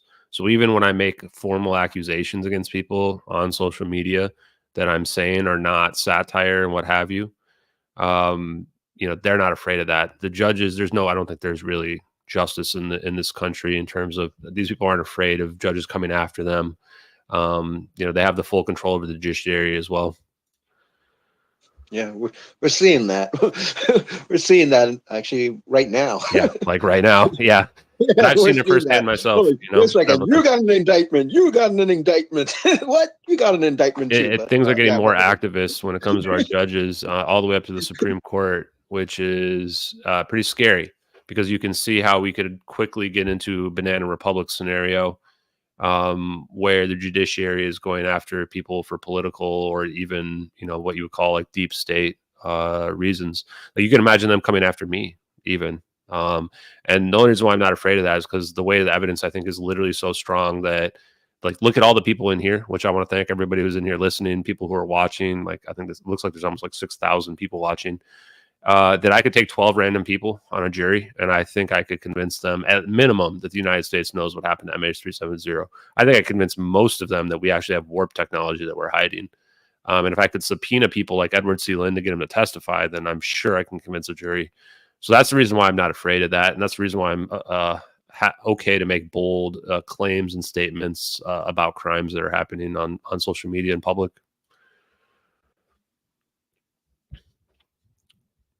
Ashton, thank you very much. Everybody that joined tonight, thank you so much. All the speakers, great questions, great information was put out there. Ashton's actually joined us for 3 spaces this week, and I'm sure this won't be the last, so we really appreciate your time in doing that. And guys, huge thanks to Chad and Sherry for hosting this. They do have a podcast, Investigate Earth Conspiracy Podcast. You can find it on iHeart, Spotify, Apple, all of that. Make sure to go and give them a follow there. And also, please follow here on X as well, because we are going to be doing more of these spaces, not only just on this topic, but other topics going forward. As you can tell from the name Conspiracy in the podcast, we do talk about a lot of stuff that isn't getting talked about other places. So we appreciate all of the support. And also, guys, there's a Telegram channel that they have as well. And that is something that all day long, there's a chat with it that constantly information, links, up-to-date news is being shared. So certainly welcome everyone to follow there too. But Ashton, thank you so much again. We really do appreciate it, especially for the 3rd time this week. And I hope you guys all have a great night. Thanks, everybody. Appreciate you guys. Thanks, Sam. Thanks, investigators, Chad and Sherry. See you, Ashton. Okay, let's close that. Okay, chat. I have a few other questions I want to do. I want to thank also the people who donated real quick. Once again, we had some donations come in. Wang, have you looked into Edward C. Lynn's family, and have you tried to reach out to him? Yeah, we did do that early on, back in like October, one time. And somebody picked up a phone and hung up. And I think it was Edward C. Lynn. But we have to be very careful about approaching Edward C. Lynn. I want the media to do it because I want him to be protected. I'm afraid that if he were to talk to me, he would go back to prison and get arrested or killed, honestly. So that's a pretty tenuous situation. That's why I haven't reached out to him again. But good questions, Wang, and thank you very much for those 2 donations. Ice Rain J, riddle me this: what goes up and never comes down? Does anyone know the answer to that, chat? Whatever the opposite of rain is, maybe anti-gravity. I don't know. And then Anon, one more time, huge donation. He's probably not here. Trucker Life, appreciate you, brother. That's a huge donation. Thank you very much. Greatly appreciate that. I got to figure out what I'm going to do with some of these donations because you guys are really generous. And then video shows satellite designation NRL 22. Is it possible that satellites transmit scalar beams? Yeah, I think it is possible that satellite. I don't think NRL 22 is doing it, but I do think we have weapons platforms on satellites out there. I think it would be naive to think that we don't. If you think about the genesis of this technology, I think that the way it starts is through radar dishes on the ground, and those are still beneficial, but you're limited by shooting off the ionosphere and then bouncing. So you only have limited range. If you have a satellite, your range is way bigger. So I think this next step is you put those scalar transmitters on the satellites and have them shoot down and create an interferometry zone like anywhere on Earth. And then what's beyond that is you make little orbs that can just float around, and then they can locally create a very, very powerful scalar potential on a focused point. And then this is what I think leads to the idea of warping an object locally. Good questions there on those. So some other questions that people had, and I'll see if there's any in the chat as well. Man, we need Scalar Granny to come back, guys. Where's Scalar Granny at? We're also bringing the Ether back. Absolutely. Burn Eye. Make sure you guys are following Burn Eye on YouTube as well. Give alien scientists and alchemists out there, crypto alchemists, give these guys a follow. Follow along with their content. Have the families reached out? Was another question I get a lot. No families have really directly reached out. There was a post, unless I dreamed it. I thought I saw a post where somebody said that their friend or somebody was on board the plane and that they were, rooting for us, or they wanted us to get to the truth.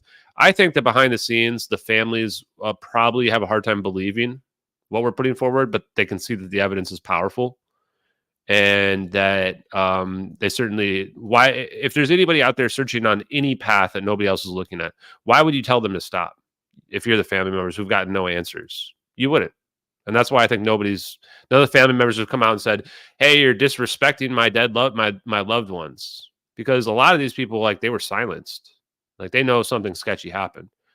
PDF got mentioned. I am going to check out the PDF that JK Philly fan put. I'll look at that probably tomorrow. I'm tired.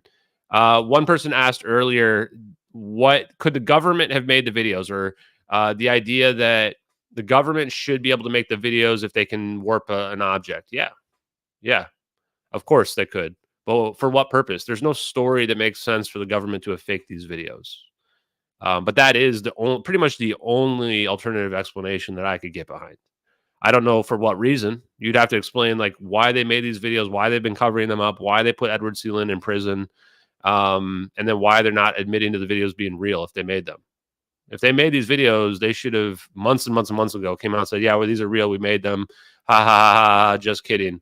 The problem is then they have to explain what they know about the plane and why they have all this information that they're hiding for the interests of national defense and foreign policy related to the plane. Because we know they track the plane. So the question is, where is the plane then? And that's the big thing, is that if these videos are fake, where the F is the plane? In some random spot in the ocean that's not indicated by the satellite pings? Well, so you're saying the satellite pings are fake? So this is what I want people to understand. I say, where's the plane? And people go, well, the ocean's really big. Okay, so point on the map where you think the plane could have crashed. Because the experts out there are saying that we have satellite pings that indicate the plane must have crashed along this arc. Well, we searched the entire arc, above and below water, and there's no plane anywhere, not even one piece of the plane anywhere. So if you're saying that the plane crashed somewhere else that's not indicated by the satellite pings, that means those satellite pings are false. If those satellite pings are false, guess what theory is number one? You're looking at it, the fire scenario. So this is the big rub with where the plane crashed, where is the plane, any other alternative theory that's out there. And this is the benefit of, pulling in more evidence that anybody else has. And so, for example, here's another thing that people think, well, what about the debris that washed ashore? It's impossible for the debris to have washed ashore in South Africa from the crash site that they indicate. So the debris actually proves the narrative false. If a piece of engine cowling cannot get 3,000 miles from the supposed crash site to South Africa in the allotted period of time, in fact, the flaperon couldn't even have gotten from its location to the Reunion Island. The problem is they needed the flaperon to be sticking out of the water so that the wind could blow on it and push it. But unfortunately, the problem is that the barnacles are actually on the part that's out of the water. So how is that actually possible then? The barnacle growth indicates that flap run was only in the water for 4 months, which it couldn't have drifted 2,000 miles in 4 months. So this is the funny part, is people don't realize that the debris that washed ashore, if that is from MH370, proves the crash scenario to be incorrect, or at least the crash in the South Indian Ocean to be incorrect. And if that satellite pings are incorrect, the number one scenario is the one supported by 19 witnesses, which is an emergency fire event that ends in the Nicobar Islands before the plane turns into the South Indian Ocean. So people don't seem to realize the strength of the case here. This case takes into account all the evidence. And I'm saying that debris can be from MH370. But do you know a better location for that debris to have been put in the water than the crash zone? Diego Garcia, the place where I'm saying the plane went to and was disassembled. It's about halfway between the crash site and the place where the debris washed up. All of a sudden makes it much more plausible. So yeah, people don't realize the strength of the evidence of this case and how this story has used magnitudes more evidence. The people that think the plane went to Russia or Vietnam, they have to say that the debris is fake, even though there's part numbers on there that link it to a Boeing 777. This scenario says that can be from MH370. Even the suicidal pilot scenario, that debris is not consistent with. So it's how powerful it is. I generally don't take private requests, guys. So you have to realize I get probably over 100 DMs a day right now, and I cannot accommodate all of them. So unless the event, your information is specifically about MH370 and you have inside information, there's not much I can do with it. And also, and this is not to put anybody down. People have experiences. They see unusual stuff in the sky. Weird lights moving in the sky doesn't, even if it is consistent with what we're seeing in these videos, it's not going to move the needle forward for us, unfortunately. Although, I think there is weird stuff that's out there. And I think that this case can help to give credit to those experiences and things that people are seeing out there, that there is anti-gravitational technology that's out there. Heisenberg's principle. Yeah, I think that the one, though, is the Schrodinger's equations and Schrodinger's theories that are the ones that are more significant in this case. But Heisenberg's uncertainty principle could also be a factor as well. I think it's uncertainty. Let me see what else we got. Any other questions? Spoon, yes, you can have a shout out. You're giving us your time. Thank you very much, Spoon. Appreciate you, man.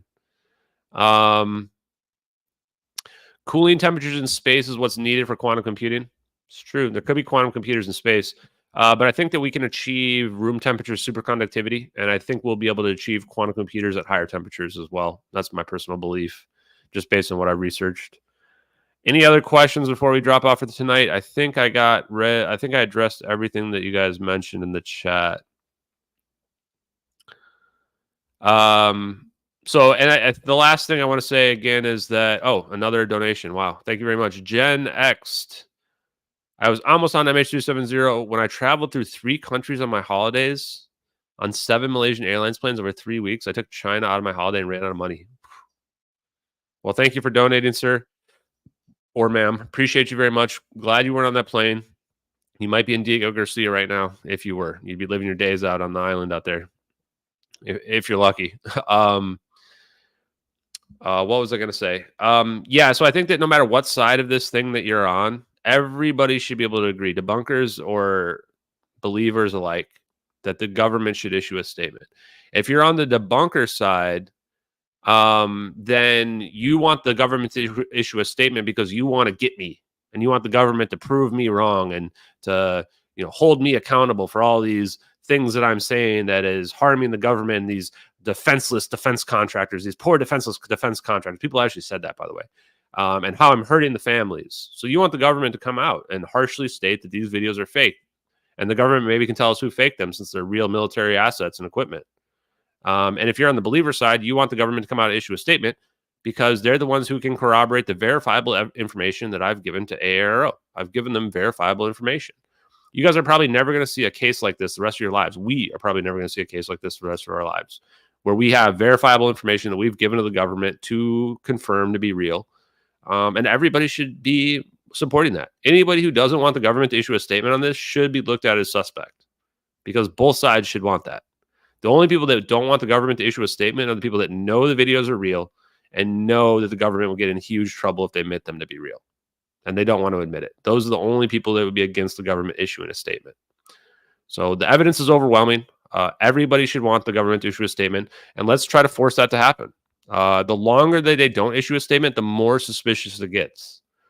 I'm getting community noted. We're getting tens of millions of impressions every single week now at this point.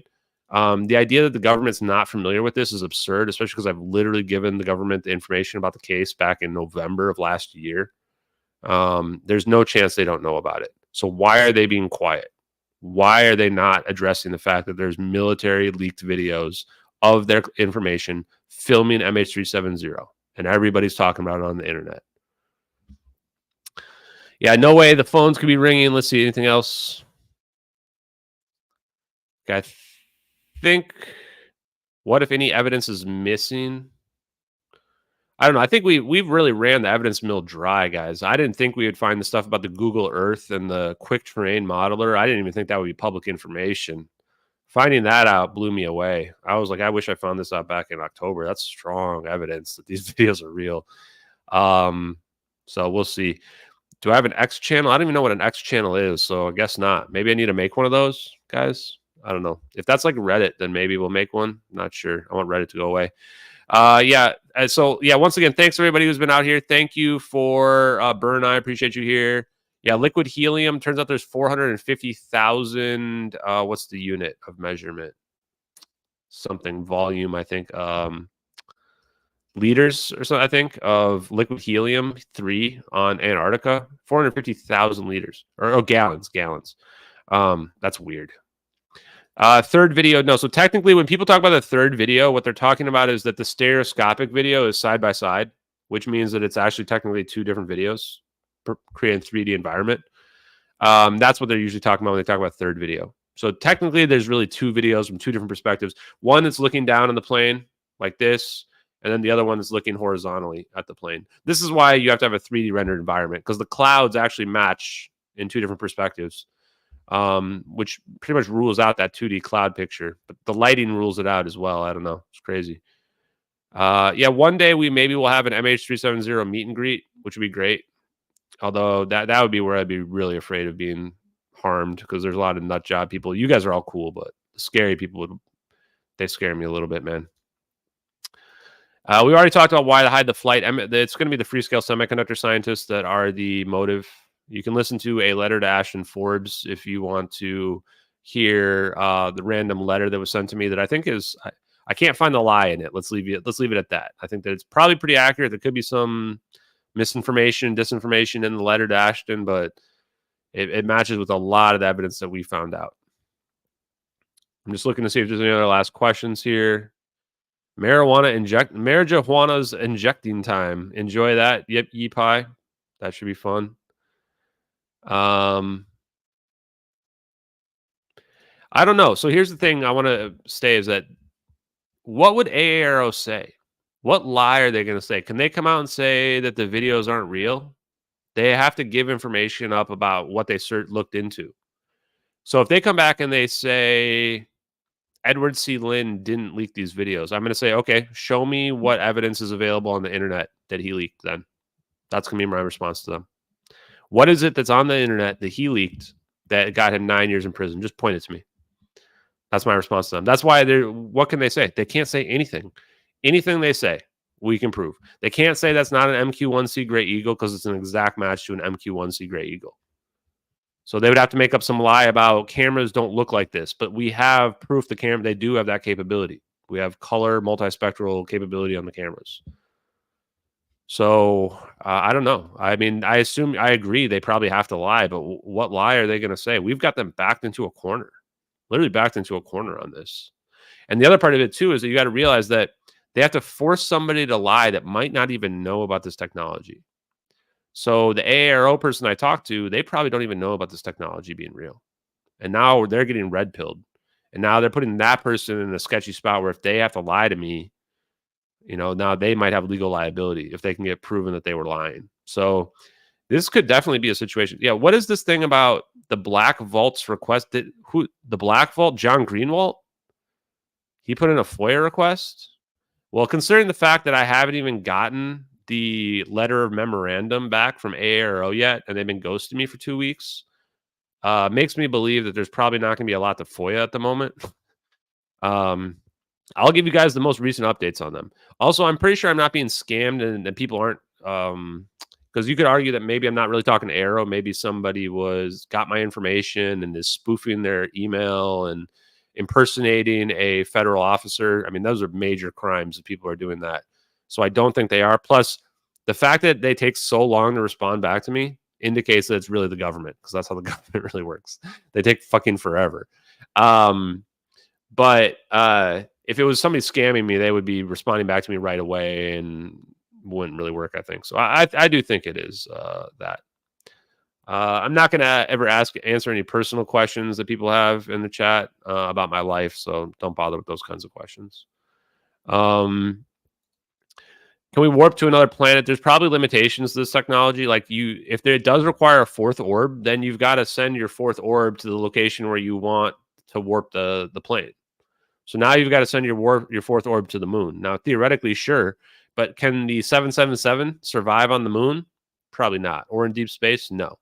So you need a craft that can actually survive in outer space before you're going to warp it to outer space. That's probably the limitation out there.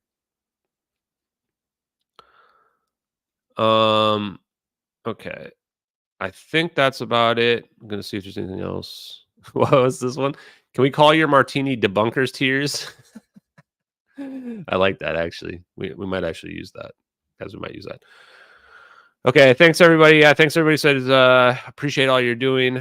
Stargate technology. Yeah, I mean, we're pretty much at Star Trek technology, I think, is where we're going to come from. Yeah, they will create more evidence from the plane. The problem is that even if they were to crash a new plane into the water, it's been 10 years. The debris won't be consistent with a plane that's been underwater for 10 years. A plane underwater for 10 years is going to look way different than a plane that just falls into the water. And some debris, if a debris field shows up 10 years later, like that's already good. That's going to be a lot more questions going to be able to be asked. So I don't think they can even plant the debris anymore. So like they're just totally screwed, I think. They might have to admit these videos are real. I don't know. The scary part is I think that, yeah, the day Ashton gets high is the day we can put MH370 to rest. Maybe that'll be on Joe Rogan. Imagine, I think that if AARO comes out and says the videos are authentic and they're declassified, you're going to see the biggest 180 you've ever seen in your life. You're going to see some of the UFO people apologizing, but they're also going to say that you can't trust AARO. You're going to see the debunkers who were just sucking off AARO about how there's no extraterrestrials, all saying that AARO is full of crap. Like you're going to see the biggest 180 and people's cognitive dissonance is going to take over. It's going to be funny. I swear to God, if AARO says these videos are real, I'm going to have like 3 martinis. I'm going to be laughing at everybody on both sides. That'll be the greatest stream we ever do, chat. Greatest stream we ever do. I don't know what this question means about washing ashore. If we don't know where the plane crashed, how can you know that it was 300 miles from ashore? I don't know what that means. Let's see. I think that's it. A lot of people like flat Earth stuff, guys. The reason why I'm not on flat Earth is because you literally need to be able to bend space-time for this technology to work. So it kind of precludes flat Earth unless I'm not understanding the flat Earth arguments, which is fine. But I do respect the flat Earth guys just because I like how they're fighting back against people and what have you. So respect to those guys, even though I don't necessarily agree with their approach on the science or their view on the science. But that's why I'm totally open to anything, you know. Even stuff that seems like it would be contraindicated by the science that I'm pushing.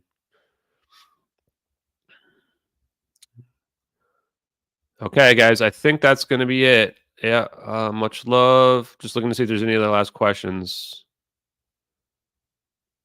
Yeah, there's a lot of impersonation that does happen where people claim to be experts that aren't. People that claim to be aviation experts that aren't. People that claim to be VFX experts that aren't. People that claim to be military experts on drones that aren't. It's crazy. I call them Redditors, but you'll see all the time. When people say stuff doesn't look like this or doesn't look like that, or you don't know how this works or that, most of these people are scammers and frauds that are faking credentials, making up stuff. I don't know why people are like mentally messed up in the head and they do this kind of stuff, but it happens a lot on the internet, guys. I will post real quick one more link to the Discord for anybody who still wants to join. Just make sure that you are respectful and you have to verify right away. If you don't figure out the verification, I can't help you. You have to verify. You have to wait 10 minutes and then introduce yourself. Otherwise, you're at risk of getting booted. I'm not a chemist or a physicist. I work in healthcare IT. I like to call myself a database architect. Yeah, I think Arrow, the only thing they could do, if they give me a non-answer, then that's almost as good as saying yes, especially after what they've already told me. But that's probably, they'll have to word it very specifically. And that's probably what they're waiting on, is they're trying to figure out, what do we tell this guy? Like, what do we tell this guy without revealing that we took this plane? Not going to be an easy move, I don't think. Okay, so I got that in there. Name a bar. Don't worry, don't cry. Is that the? Yeah, don't worry. Three little birdies. Don't worry about a thing. Yeah, three little birdies. There you go. That was fast. Okay, I think that's it, guys. Yeah, I would still be happy and love to talk with Tucker Carlson, Joe Rogan, Bill Maher. I'd also love to talk to any other big podcasters, the Hodge twins, even Patrick Bet David.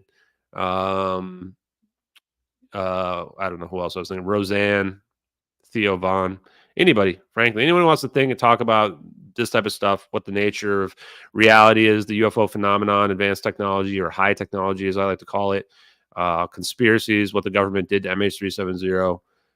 Happy to talk to big podcasters. Happy to talk to small podcasters too, but it is getting to the point where my profile is getting so large where I'm just so busy that I'm probably not going to be able to accommodate every request that's out there. So I apologize if I can't take your requests.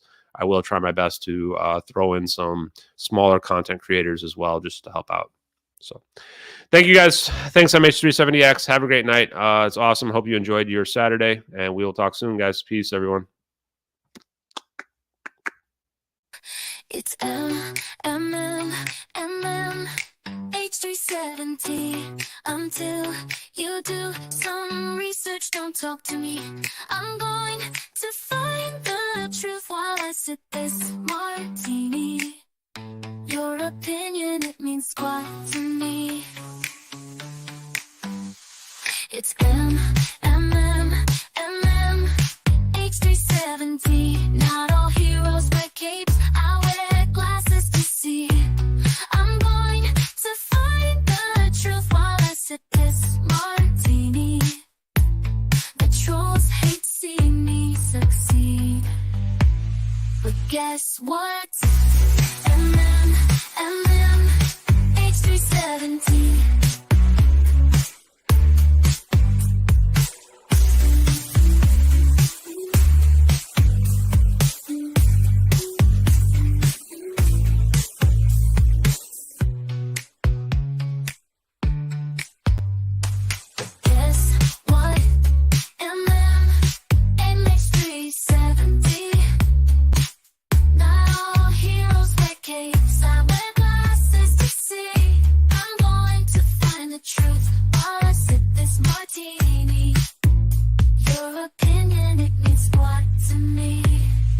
Your